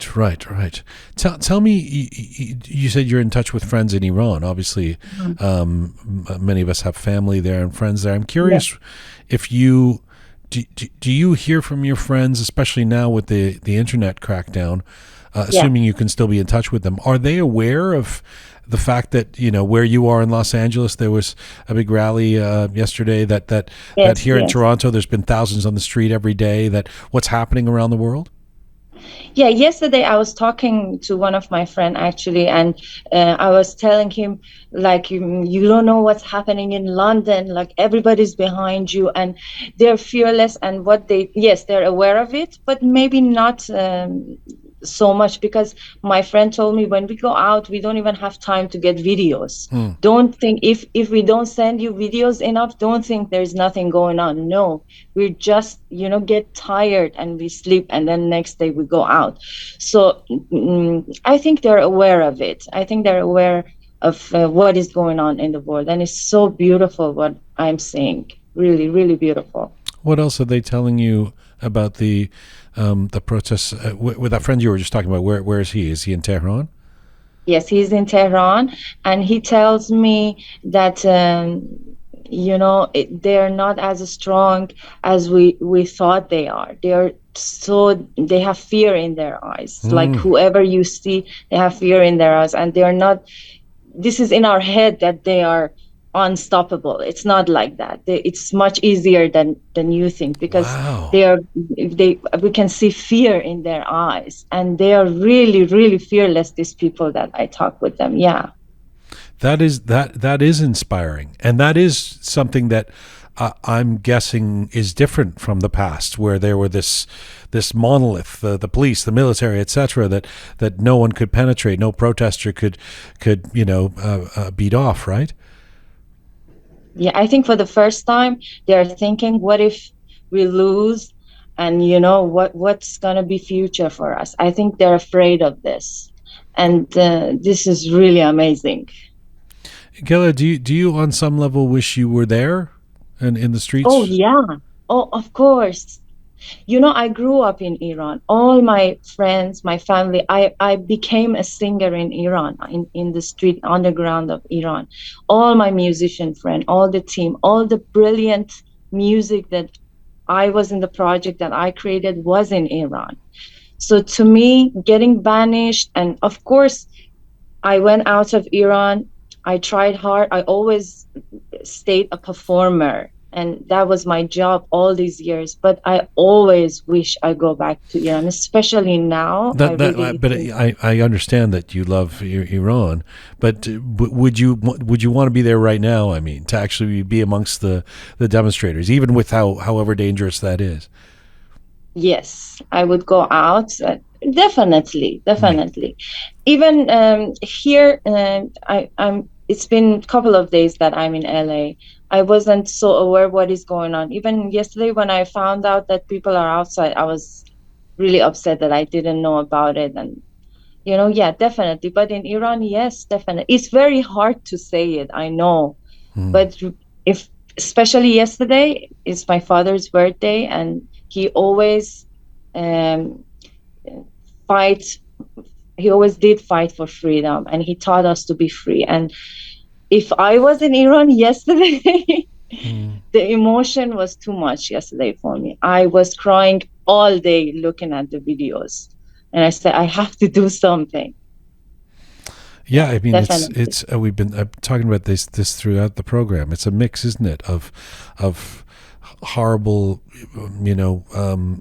sadness at the state of things, and at the same time, if there's a tone to our chat for the last 10-15 minutes, it's been that you sound hopeful and you sound actually quite empowered.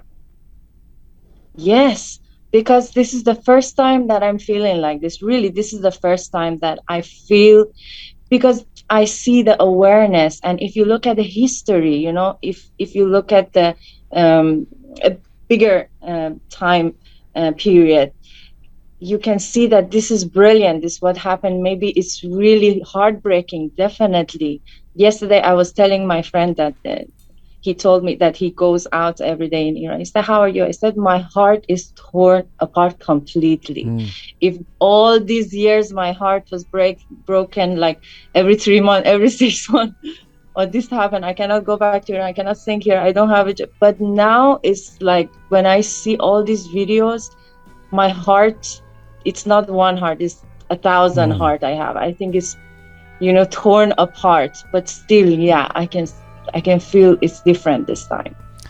I don't know, maybe I'm wrong, but this is how I feel. Gelareh Sheibani, thank you so much for making time today, and it's good to talk to you, and good luck getting settled in Los Angeles. It's a good place to be. Thank you so much. Thank you, guys. Khudafez. Khudafez.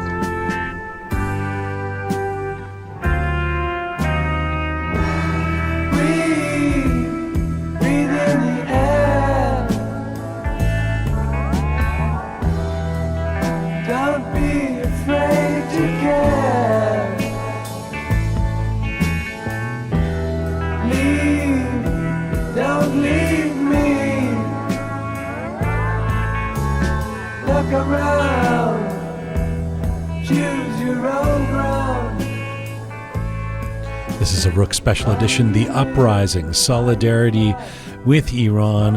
And our next guest has walked into the Roqe Studio here in Toronto. Dr. Reza Moridi is the first ever Iranian-Canadian politician elected to any legislature in Canada or the United States. He was a cabinet minister in Ontario as an MPP who served as the Minister of Research, Innovation and Science and the Minister of Training Colleges and Universities during his 11 years in office. Before politics, he had a 17-year career at the Radiation Safety Institute of Canada, where he was vice president and chief scientist. He also worked in the electrical industry as an executive and in academia as a professor and an administrator.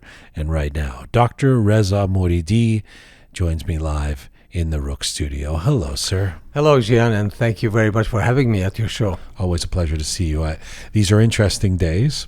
How have you been reflecting on the current uprising in Iran and the promise it holds, and also the brutal actions of the regime in first killing Mahsa Amini and now many others who are protesting?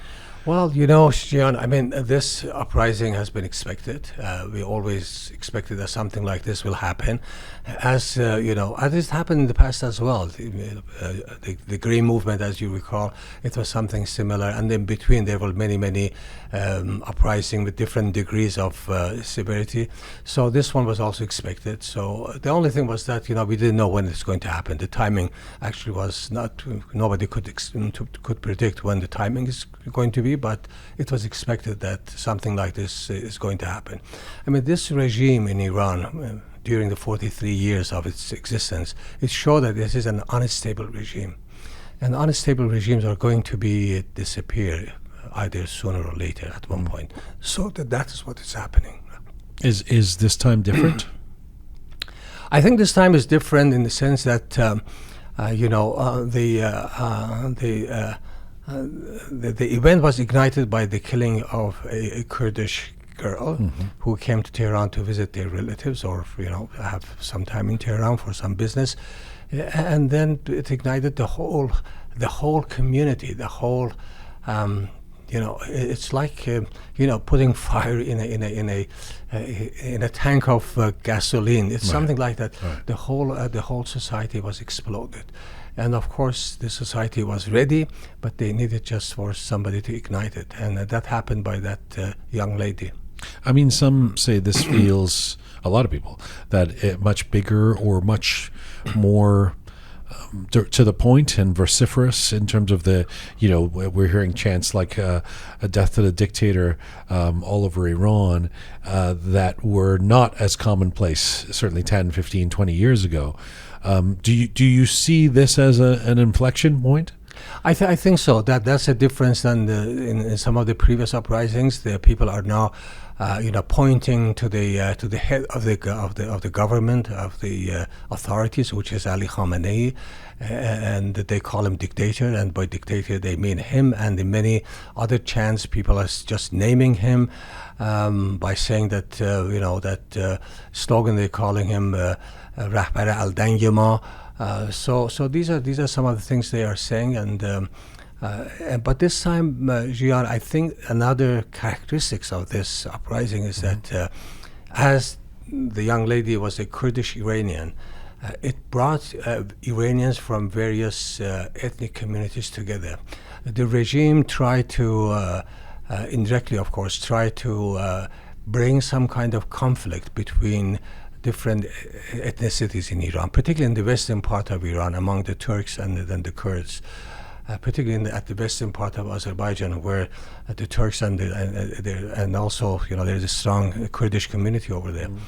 But this uprising actually brought the communities together. It brought the communities together. And among other communities within Iran as well. So Iranians now really, in this uprising, they show to the regime and also to the whole world that, you know, though we are from different ethnicities, but we are all Iranians. And if something happens to one of us, either that person is a Farsi people, a Kurdish, a Turkish, or whoever, the whole Iran is going to react, and that's what's happening now, and it is very, very promising. You've been in the diaspora for years. Much of that time, a lot of that time you spent being an organizer, a community person, of course, an elected representative for many years. You would know something about organizing in the diaspora. What is it that you believe we can or should be doing here in Toronto, in Ontario, in Canada, all around the world, those of Iranian descent, those non-Iranians as well, to support the people of Iran in this moment? I think, Jian, the Iranian communities in diaspora, either in Canada or US or in various parts of the world, they have been doing their best in terms of supporting the movements in Iran, and we see this. I mean, in Berlin, in Washington D.C., in Toronto, in almost every city where a sizable Iranian community exists, you could see all these demonstrations and signs of support to the Iranians. So I think this kind of demonstration should continue, but along with that, the Iranian diaspora in the West, in particular, they have to get their connections and the contacts with the authorities of the countries where they live to explain the situation in Iran, particularly asking the countries such as the U.S., Canada, and the major Western world countries to understand the situation in Iran and to support the Iranian people, to have a dialogue with the people of Iran rather than with the government of Iran, because the regime of Iran is not representative of Iranians. So have dialogue with various groups of Iranians, and I think that is one of the messages we should be sending out to the leaders of the countries where we live as diaspora communities. Okay, well, that's a perfect segue to ask you about the, as you say, the authorities in Canada and actions they've taken or not taken. You know, people are very angry. Iranian Canadians are very angry, and they want to see action, and so they're out in the streets, and I've been to the same demonstrations that I'm sure you have, where people are calling out the Prime Minister and saying, do something. So then today, Canada announced some sanctions against some individuals, we don't know who, and against the morality police. Sanctions against the so-called morality police of Iran. I mean, what does that actually mean? Well, I don't know. I mean, sanctioning certain people or morality police in Iran doesn't go a long way. I think the sanctions should go to the top of the leadership of Iran. Sanctions should be directed towards the Islamic Revolutionary Guard, IRGC. These are the places where the sanctions should be directed. And the reaction of governments, including our own government in Ottawa, should be more tangible, should be more meaningful. But this is your party, right? Well, it is my party. Yes. So I mean, have you talked? I mean, what is the problem with being taking a stronger stance against Iran? I mean, there is, some of the words are the right, that we're taking a strong position supporting the people and the protesters, etc. But in terms of actions, you've been on the side for a long time of listing the IRGC as a terrorist group in Canada, which is something that the government of Canada has not yet done. That's the case in the United States. There's a couple of people who've spoken about it today on this show. Tell us first of all why you think that should be the case, and then what the holdup is or what the problem is. Well, I mean, in Canada, the previous governments under Prime Minister Harper, for example, at that time, and by the request of the Iranian community, actually, we see that the House of Commons passed a resolution proclaiming a massacre of political prisoners in 1988 at the Iranian prisons by the order of Khomeini as a crime against humanity. Yes. This was a major action. So we need similar actions to be taken by our present Prime Minister, by our present government. And this is the expectations of the Iranian community. Iranian community in Canada is a very is a relatively strong community, contributing a lot to Canada in terms of their numbers. Some people say it's about 5,400,000 people. It's a sizable community. And apart from that, Canada's interest in Iran, let us put it that way, what is Canada's interest in Iran today? Today is nothing. I mean, what Canada is going to lose? We don't have any business relationship, any trade, very minor, very minor. So really, we are not going to lose any economic interest. The only thing is that if our government comes out very strong against the Iranian regime, in that case, then we will stand out among the Western world, and Canada will show itself as as a leader for human rights and supporting the people who are oppressed by regimes such as the Islamic regime in Iran. So I think we are missing as a country. Really, we are missing an opportunity here. So what is the holdup? I mean, for those who really want to see this, IRGC being on the terrorist list, you must know the reason. What's the problem? I really don't know the reason, Jian, but I mean, in Iran we have two armies. One is the regular army, which we had from the previous regime, from the during for years and decades and decades. Right. It's called Imperial Army of Iran or Imperial Military of Iran. That was one army, and its mission was to defend the country like everybody else. I mean, Canada has its own military, and all countries, they have their own military, but with a well-defined mission. And then this regime, when they took over, they created another army in parallel to that. I guess they copied from the Red Army of Soviet Union at that time, maybe. And the name of the army is not the military of Iran. It is Islamic Revolutionary Guard, meaning that they are there to defend the Islamic Revolution. The Islamic Revolution, if we are talking about revolution, yes, there was a revolution in 1979, happened and finished. So there's no revolution. Right. Revolutions cannot continue for decades or cannot continue for ages. Revolution happened in 79, regime changed from monarchy to republic, the so-called republic, and then done. But they created this army, this military force. It's not army now. It has their own navy, air force, all various other branches as well under different names. So they created this just to interfere with the affairs of other countries such as Syria, Iraq, and Yemen, and the various other countries.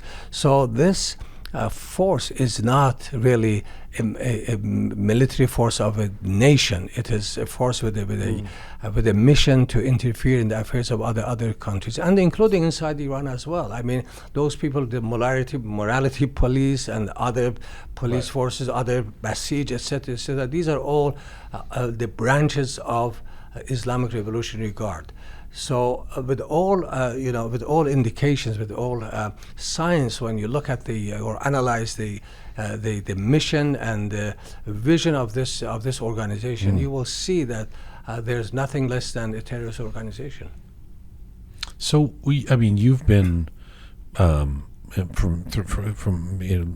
my eyes, I've literally seen you at protests in recent years, and over the years. Every time there's a new atrocity in Iran, you've been very outspoken against the regime. You were there, for example, when Flight 752 was shot down, and you were speaking out quite boldly.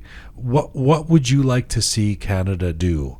If you could snap your finger, and when you say these things, these kind of sanctions against the morality police don't go far enough, how can we go farther?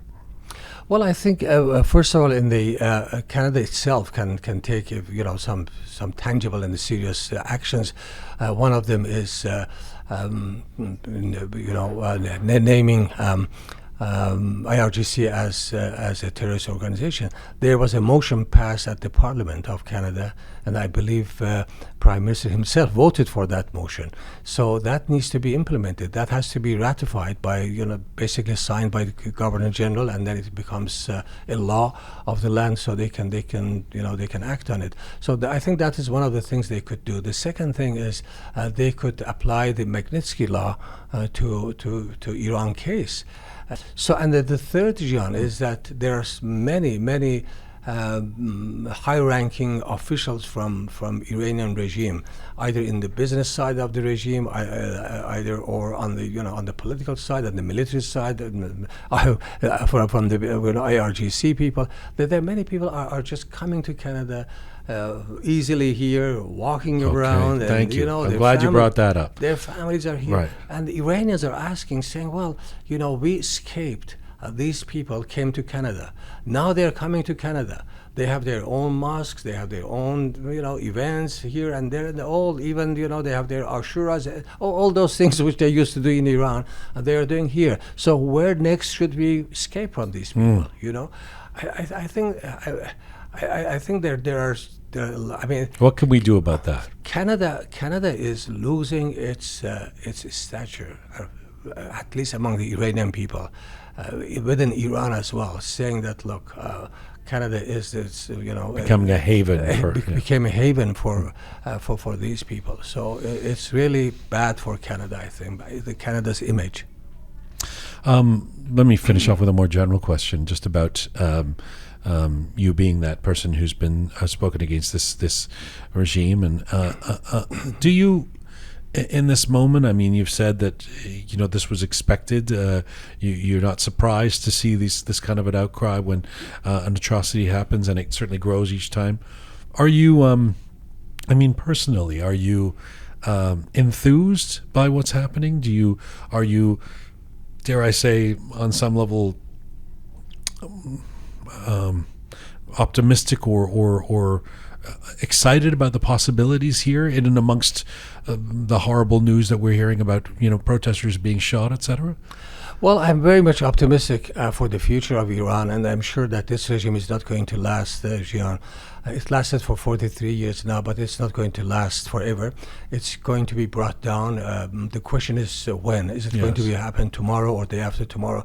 But it will happen for sure. It will happen. It's not going to take another 10 years, another 40 years. And this uprising, as I said, it was expected. And the regime now, you can feel that the regime is not as strong as in the past. Yes. And they couldn't kill as much as they could in Aban, about 2 years ago. But still, by now they have killed at least, I think, 40 people. We just had a guest on, and she said she was talking to her friend in Tehran who's been going out to the demonstrations, and he said it's different. You can see the fear in the eyes of those who are meant to be putting down the protesters. You can actually feel that they're scared. They don't have that omnipotence that they had before. Yes, that is true. I mean, those people are really very part of the nation. At the end, they are also they're also a member of that nation. They have their families, they have their neighbors, they have their relatives. So things are going to change, and it is in the process of changing. That's why the regime is bringing foreigners to fight Iranians. They are bringing their Fatimi Yun branch of IRGC, which is basically Afghanis. They are bringing others who are Hashad al-Shabi for the Iraqis, and some Hezbollah from Lebanon. So they are going to bring others, foreigners to come and fight with the Iranians. But I think they are going to fail at the end, and this regime is going to dig its own grave. Really, that's what they are doing. Dr. Reza Moridi, it's always a pleasure for me to see you. Thank you so much for making the time, for coming in the studio. I know you're busy. Merci. Thank you very much for having you in your show, Jian, and let's hope that this regime will be brought down as soon as possible, and the freedom and democracy, rule of law, and human rights will come to our country of birth, Iran. Thank you.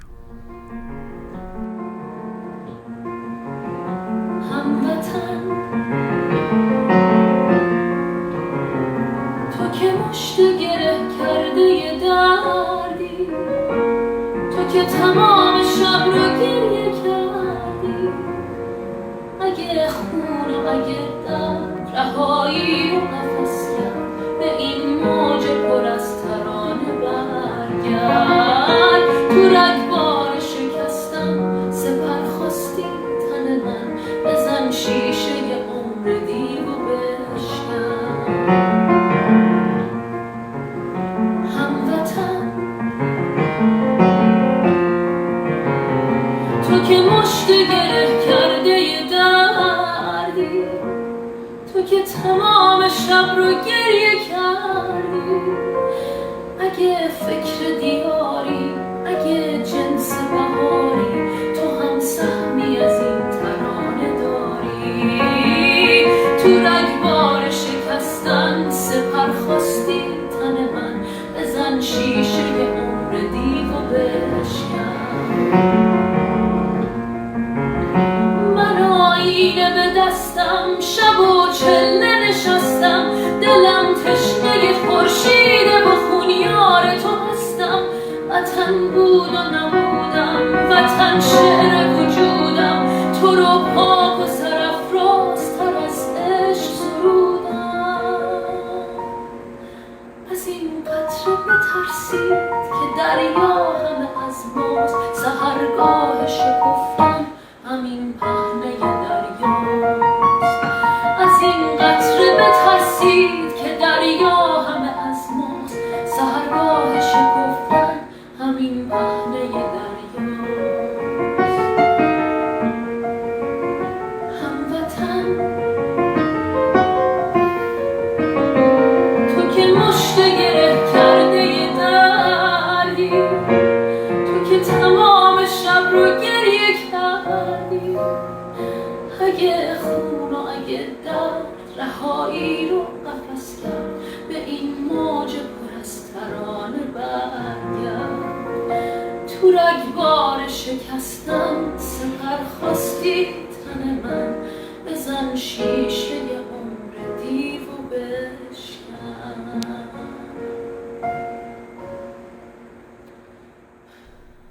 Oh, beautiful. That piece of music you just heard is a song that was recorded and released in the wee hours of this morning, featuring my next guest joining us from Los Angeles, along with Sara Naini. It's beautiful. Reza Rohani is a renowned Iranian German-American composer, producer, and of course a pianist. He also works for film and television. He came to global attention for his fusion works of jazz sounds with Iranian, European, and Middle Eastern influences.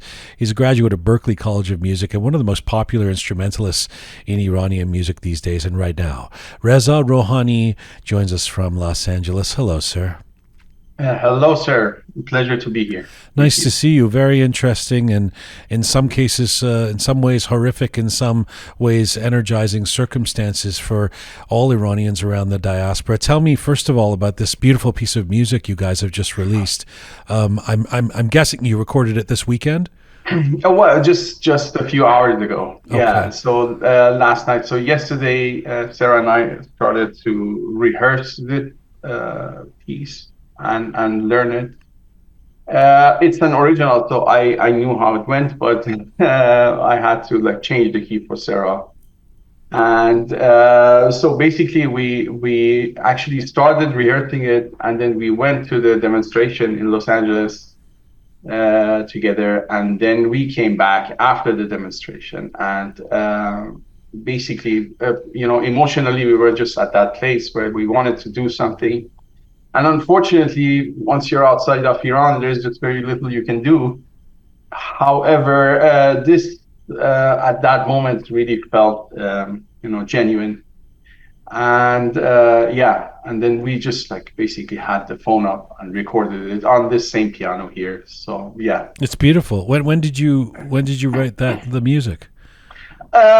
It goes further back, honestly. It goes further back, so basically I will tell you a very interesting story, I promise you, once I'm sure that the lyricist who did the lyrics that are very touching, and the more, in my opinion, the more valuable part of this collaboration. Once I know that he or she is safe, I will tell you the entire story. Okay. It is very interesting. I promise that. Let's take 2 or 3 steps back, Reza. I guess. I mean, it's the obvious question to ask anybody you see these days. How have you been feeling over the last couple of weeks? Well, I have started my basically. I mean, in a way, all we exiled Iranians, we have started this journey years back. And it is. I know that people say that freedom is not free. Of course, we have to pay the price for freedom. But I am really glad that this new generation has decided to stay and fight instead of migrating to the West or doing other stuff like. Collaborating with the oppressive regime, and it is. I'm really proud of them. I am really worried for them. I wish I could be next to them, be with them physically, so this is probably the most difficult part is when you're outside of Iran and you want to support this righteous movement, this righteous leaderless movement, which is like the leaderless is just as important as the righteous, because it just makes it so much more beautiful, and also to a point less vulnerable to attacks. So this. Oh, that's interesting. That's interesting. Yeah. In other words, because I mean, we usually frame the fact that there isn't a specific leadership as a negative thing, but I see what you're saying. In a way, it means that we can come at this from all sides. There isn't one particular body or institution or person that can possibly be attacked. The problem has been that for the past 4 decades, the Islamic Republic has systematically oppressed any kind of opposition, any kind of group, any kind of minority, majority, even people from their own government, from their inner circle. They either had to flee the country, or they had to be executed, or they are still in prison. So they actually, in a way, created this. So this movement has no other way than to be leaderless. But that's also the beauty of it. So I basically I saw a very funny interaction or a funny tweet on Twitter. It was very, very funny. One of the younger kids that are on the streets right now said "Panjo Haftia," which basically translates loosely into the boomers. Here, the boomer asked me, "Who is your leader?" And I tell them, "Why don't you look at the moon and see who you see this time?" Basically, that goes back into the back before the revolution 40 years ago, where people claim to look at the moon and see the Ruhollah Khomeini's face. Right. But I mean, part of what is surely so inspiring is, and you would know this as someone who grew up under this Islamic regime, so-called Islamic regime, the people out on the streets in Iran, 17, 18, 20 years old, they're born and bred into this regime, and yet they are able to see past it and fight for justice. It's they haven't drunk the Kool-Aid somehow. They haven't been indoctrinated, and that's really inspiring. It is. This is a very hopeful message. Not for us. We have made our lives. We have lived our lives. We have made our choices. But for them and for their future, it is very inspiring. It's very hopeful, and I know they have a long way to go, and I am going to try to support them as much as I can. But so I'm glad that they are taking their own future in their own hands. Tell me what it was like in Los Angeles. The big demonstration you went to in the last little bit. One of the things that we've been talking about on the show, and one of the things that's niggling at me is that there's been a feeling in some cases. I mean, just right now, as we've talked about the inspiration of these young people in Iran, there is a tendency at these demonstrations, at least in Toronto, to almost feel celebratory. There's an excitement of all these Iranians have come together when nothing has been won yet. In fact, people are being killed in the streets, and I fear that the worst is yet to come. Even if change comes after that. So tell me what you found the tone to be, and what your thoughts would be on how we should be doing this. Well, Jian, it's the second demonstration that I went to. The first one I went to was on Monday evening, and 6 days later, Sunday evening was the next one. And I went to both. It is, to be honest with you, I think it is very limited what happens here. People are trying to, at least, I don't know if it's the right thing to say, but people try to entertain themselves for that amount of time that they are there with different ideas. And it's I think I showed up both times because because I felt that this is my responsibility, even though I cannot do anything. For example, if a family member is sick, you just go to the hospital and you're there, even though you're not a doctor. Right, you can't do anything. right. So, but you're there just to be there. That's the only thing that you can do. I urge other people to also just show up. I think that is just a statement. It is on one hand, as a musician, very encouraging to see 18,000 people to go to Gugush's concert here in Hollywood Bowl in Los Angeles. But then when 300-400 people show up in a demonstration for the people of Iran, for Mahsa Amini, for the women in Iran, it is a little bit discouraging, but it doesn't stop us. It might be the first small step of many others to come. As you just mentioned, I also fear that the worst is still ahead of us, and we have to at least show up and be there. Are you one of those folk? I mean, there's people who, I mean, even on this show have repeatedly saying now, a line has been drawn at this point, and this is no longer the time for anyone to be silent. It's a matter of picking sides. And do you feel that way? I mean, to your contemporaries who are well known in the Iranian community, do you think that everybody should be speaking out right this second? Honestly, Jian, I am not one to basically expect a lot from other people, because I won't be the one who will be paying the price.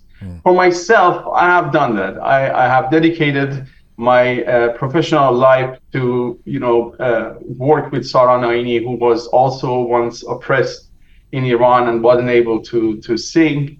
And for that, I have been punished with not being able to go back to see my country or my home for the past 8 years. So I have paid my price in my own way, and I have separated my path.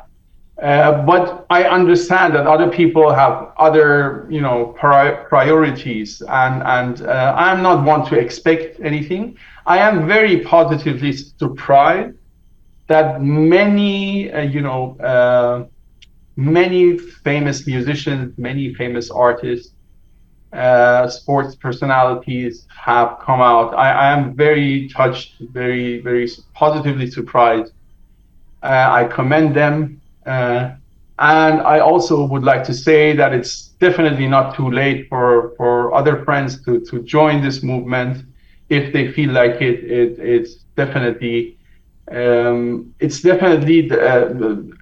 righteous. It is like demanding basic human rights is definitely righteous. And it's never too late to join. Reza, thank you for this today, and thank you for that beautiful piece of music that I'm sure is going to be traveling around the world inspirationally in the next few days and weeks. Merci. Thank you, Jian. Thank you. Take care, guys. Bye-bye. This dream I'm dreaming, won't you wake me up tonight? 'Cause this life I'm living doesn't really feel like mine. This strange dream I'm dreaming, if it ain't wrong, it don't feel right. Never thought you were leaving. I never thought I'd have to start.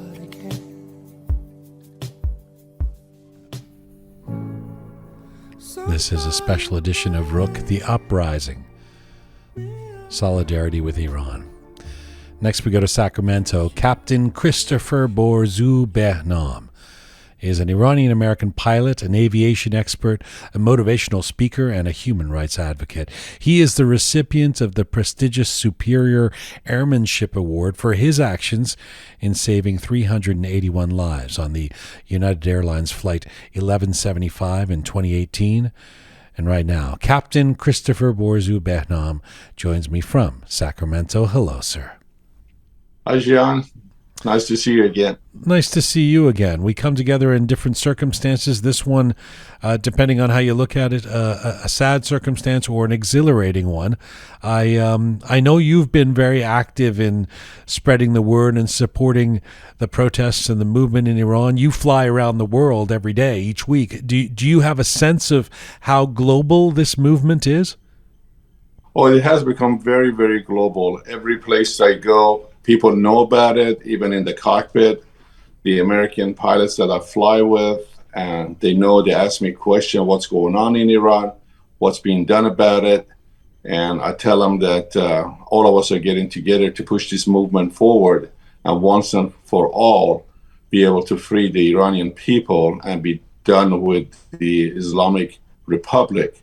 And I have to tell them that Islamic Republic, they're not Iranians. They do not represent Iran. The people of Iran are warm, kind, loving people, and unfortunately, they've been taken hostage. The country's been occupied.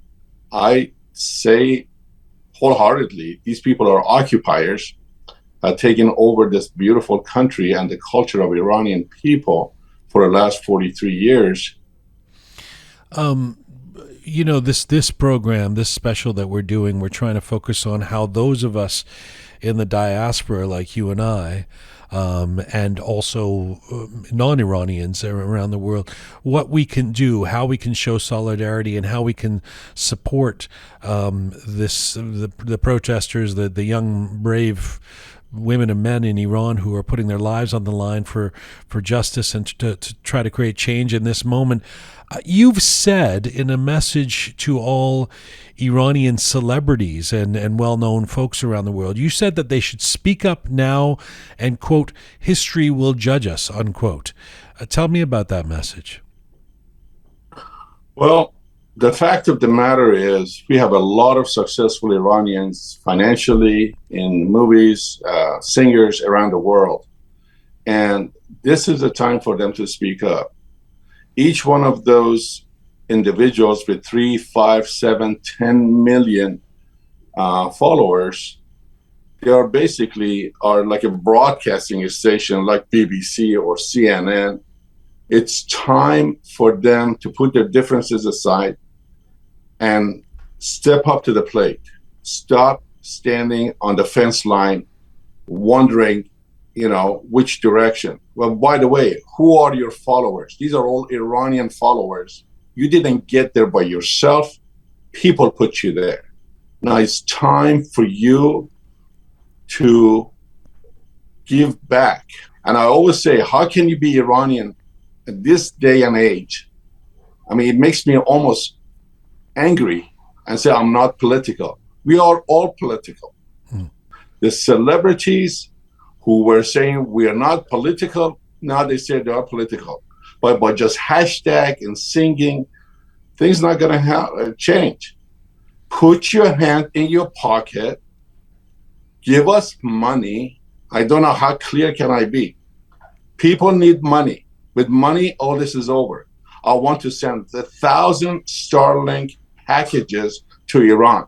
What Secretary Blinken says, I admire him. I admire the U.S. taking a stand finally.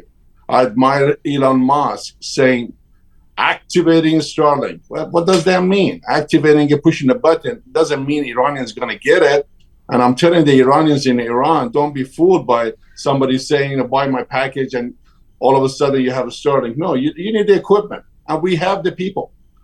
I hate to say this, but we have the people that have to smuggle this. Somebody like Shahzadeh says, well, you're going to have national strike. Okay, national strike. Who's going to pay for these people?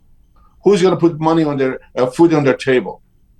If we have the money, we can do that. We have people standing by to shut the country down, but they need money.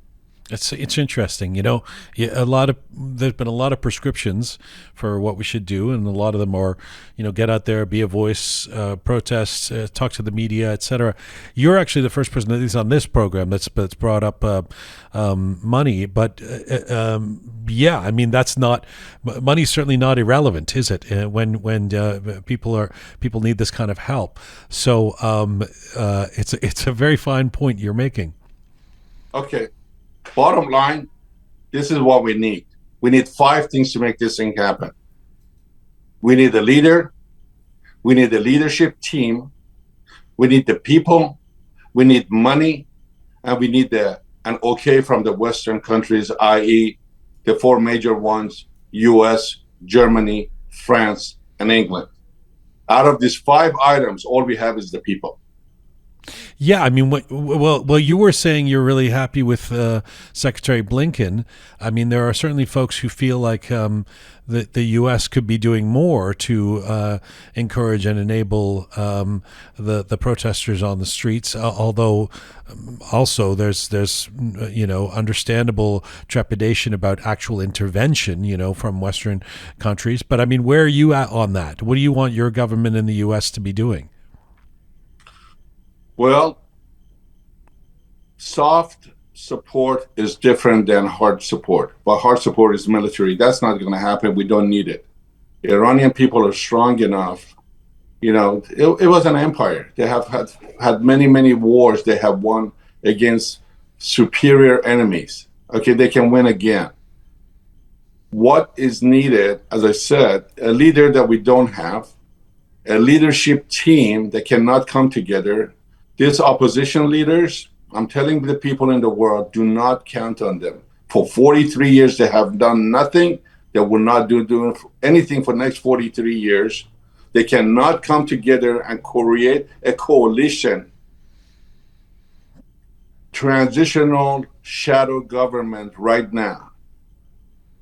The U.S. wants to know who we are, what is our organization. And for the last 4 years I've been working on this, I'm all about teamwork. And I tried to get the Iranian to understand the concept of teamwork and organization, and they still can't.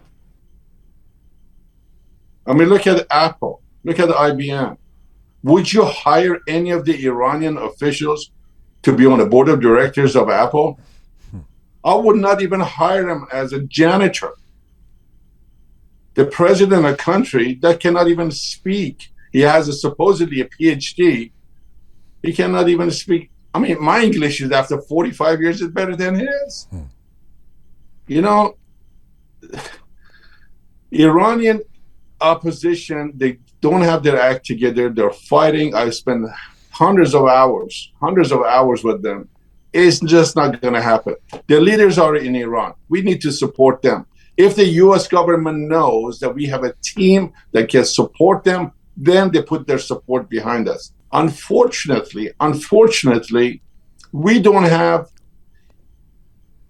well-speaking Iranians in U.S., in Germany, in France, in Spain, in Italy, to speak as a speaker for the group. We have personalities that have millions of followers, but it can't be all shouting and screaming. You don't see a U.S. politician or Canadian politician get behind the podium and start shouting and screaming. Well, let me ask you about that and about something a little more granular. And I know I can't keep you too long, but when we talk about the protests, and we've been talking about that these are the protests, I should say, and demonstrations that are happening outside of Iran in support of what's happening in Iran. I know that we've been talking here on this show about how we've had some really big ones here in Toronto. They're happening around the world. I know in San Francisco, close to you, there's been big protests, etc. You've said that you believe the protests in the diaspora are less effective when they are only in Persian. This is something I profoundly agree about. Talk to me about that. Well, it's very obvious. I mean, we grew up here. We know how the system works here. By shouting and screaming, you're not going to achieve much. I mean, people might be compassionate, but if they don't understand you, they don't understand you. You need to have a spokesperson. I mean, look at it. How many has been? Less than a handful, right? Major cities in Europe, France, England, Germany, US. 10 or 15, 20 of these leaders bringing these people together. But there has to be an end to this. There has to be a plan. They take the action, but how realistic is it that we're going to have a common spokesperson in the Iranian diaspora? I mean, I say that I'm chuckling, but I mean it's our sad reality. Is that something realistic that we're going to be able to develop that? Yes, because this one is different. This one is different. When you look at the demonstrators, and this is really, really important. I hope people understand this. These are the 15, 17, 18, 19-year-old kids who have been born during this regime's existence. They have been brainwashed by this regime, by their propaganda, but these are the ones coming out. Okay, people have started feeling that this movement is different. We have more people in California coming out. I have lost a lot of friends because my political views about this thing. Oh, we don't want to talk about politics, therefore we don't want you on my show anymore. Fine. Not all of those people are back on the streets. Put your money where your mouth, or mouth where your money is. If either you're in or you're not. I always say you're either pregnant or you're not. There is no in the middle. Okay, if we all come in, the power in the numbers. Like as I said, if the millions of Iranians come in and put their hands in their pocket, whether it's $1,000, $500, $100, $50, $20, $10, $5, there is going to be enough money put aside to help and send what they need immediately, finish up this organization, get everybody together. Otherwise we are just like a big empty drum that makes a lot of noise, but it's just full of hot air. Okay. Captain Behnam, I mean, I'm grateful to have you on this program again. I thank you for your time. Before I let you go, listening to your tone and listening to your words today, it sounds like you do believe this is a moment of inflection for Iran, that this is some kind of turning point. Would that be true? Absolutely, it is. You see, this regime is not going to last. They are right at the edge, and all we have to do is just push them over. We believe that things are happening in Iran. They're sending money out. They're sending stuff out of the Iran, taking the people's wealth, leaving the country, or getting set up in Venezuela and Gurjistan and some other Eastern European countries. They're getting ready to leave. We absolutely believe this. We need the support of the U.S. We need to have a leader to stand up. You can't just come and say something and not have a plan of action. People in Iran need leadership. I don't need anything. I'm just going to do everything in my power to get people on the right direction so destination is clear. Maybe it's because of my job and what I do for a living. I have a clear flight plan. I know what the altitude, what the airspeed I'm going to fly, how much fuel I'm going to burn. And if I get to from here to, let's say, come to Canada to see you, and if I can't land there, this is my alternate. This is how much fuel I can have to hold and land. We can't do this. Look at all those young people. What do we have to lose to compare with them? They're losing their lives. Yes. We have nothing to lose except putting our time and energy. To Iranian people in Iran, I'm telling you, do not buy into the bullshit of the celebrities in Iran that they're changing position now. They'll probably be most likely being paid by the Iranian government. They are the master of disguise and master of manipulation. And towards the end, I know the time is limited. Yeah, we got to go. I want to tell you one story. There was a long time ago, this general was sent to capture an island. When he gets there, he tells all his seamen to go ahead and burn all the ships down. And they said, what do you mean? We burned the ships, we can't get back. So we are not going back. We either win or we die. There is no turning back. Churchill, after the War II was finished and they won, he made an announcement. You know, you remember Churchill with his stogie, top hat. Yes, we remember the Churchill. most important speech he ever made in front of thousands of cadets. Visualize this. The kids are sitting all young out of the military school. He comes on the stage. He looks at the kids. He takes his top hat off. He puts his cane on the side, looks at them right in the eyes and says, never give up. And he stands silent for a minute until those words start meaning something to those kids. A minute later, he says, never give up. As the boys are digesting, trying to understand the meaning of those words, he walks, puts his top hat on, grabs his cane, and looks back and says, never give up. That's the most important speech he ever made. So to Iranian people, I'm telling them, never give up. Give up to what? Give up to what? Captain Christopher Behnam, thanks, man. Appreciate having you back on the program and hearing your voice once again. Merci. It's always a pleasure, and I really admire and appreciate what you and your team are doing in Canada. Hopefully, we can get the Iranian people to unite and all move in one direction. I mean, the people on this side of the world to move in one direction. Khodafez. Khodafez, merci. Captain Christopher Behnam, the Iranian-American pilot, aviation expert, motivational speaker, and human rights advocate, as you could hear there.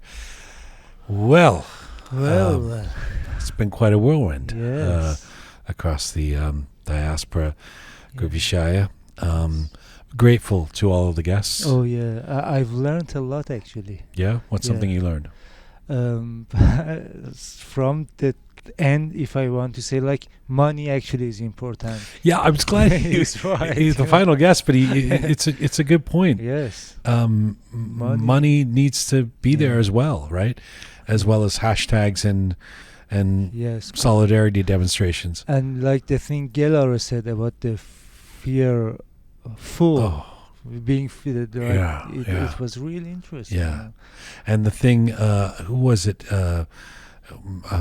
Reza Rohani was saying that it's better that we don't have a leader because nobody can be targeted. Yes, that's right. And I thought Kambiz's words about not needing, about celebrities. Yeah, I just thought, some really rich stuff. Yes, really rich stuff, and Kaveh Shahrooz and Sonita.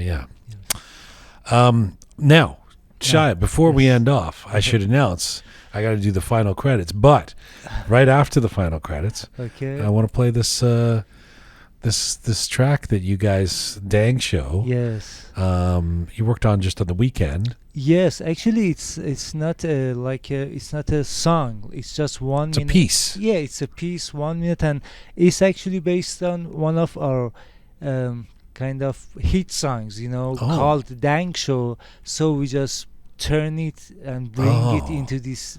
I was all excited. I thought it was so cool. I didn't know you were just repurposing material. No, but it's all new. Like everything about it is new. No, it's so fucking cool, and the video is really cool too. The images. I mean, it's all right. So, let me say goodbye first. This is full time for this special edition of Roqe.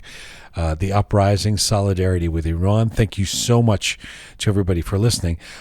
If you want more information about our program, our programming, and how you can support us, because we really do need the support through crowdsourcing, go to roqemedia.com. roqemedia.com and press the support us button. You can become a patron of ours for $5 a month, and it really means a lot, or $10 a month for that matter. Thanks to the amazing team who put this show together: Sabi Roham, talented Anahita, Super Parisa, Smart Pega, Aray Mertad, and Groovy Shaya. Thank you to all of you out there supporting us and sharing our content. Subscribe if you have not done so already on any or all of our platforms. That helps us if you actually subscribe, and you get the content in your inbox. You can find me on Instagram at Jian Gomeshi. We're going to go out on this. Does it have a name? Like Parcham be dast dukhtaran, maybe. Like the flag in the hands of the women. Dang Show and their ode to this movement in Iran will go out on that. Mizun Bashin.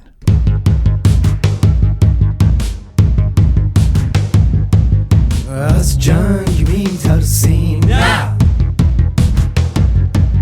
از جنگ میترسیم نه از جنگ میترسیم نه از جنگ میترسیم نه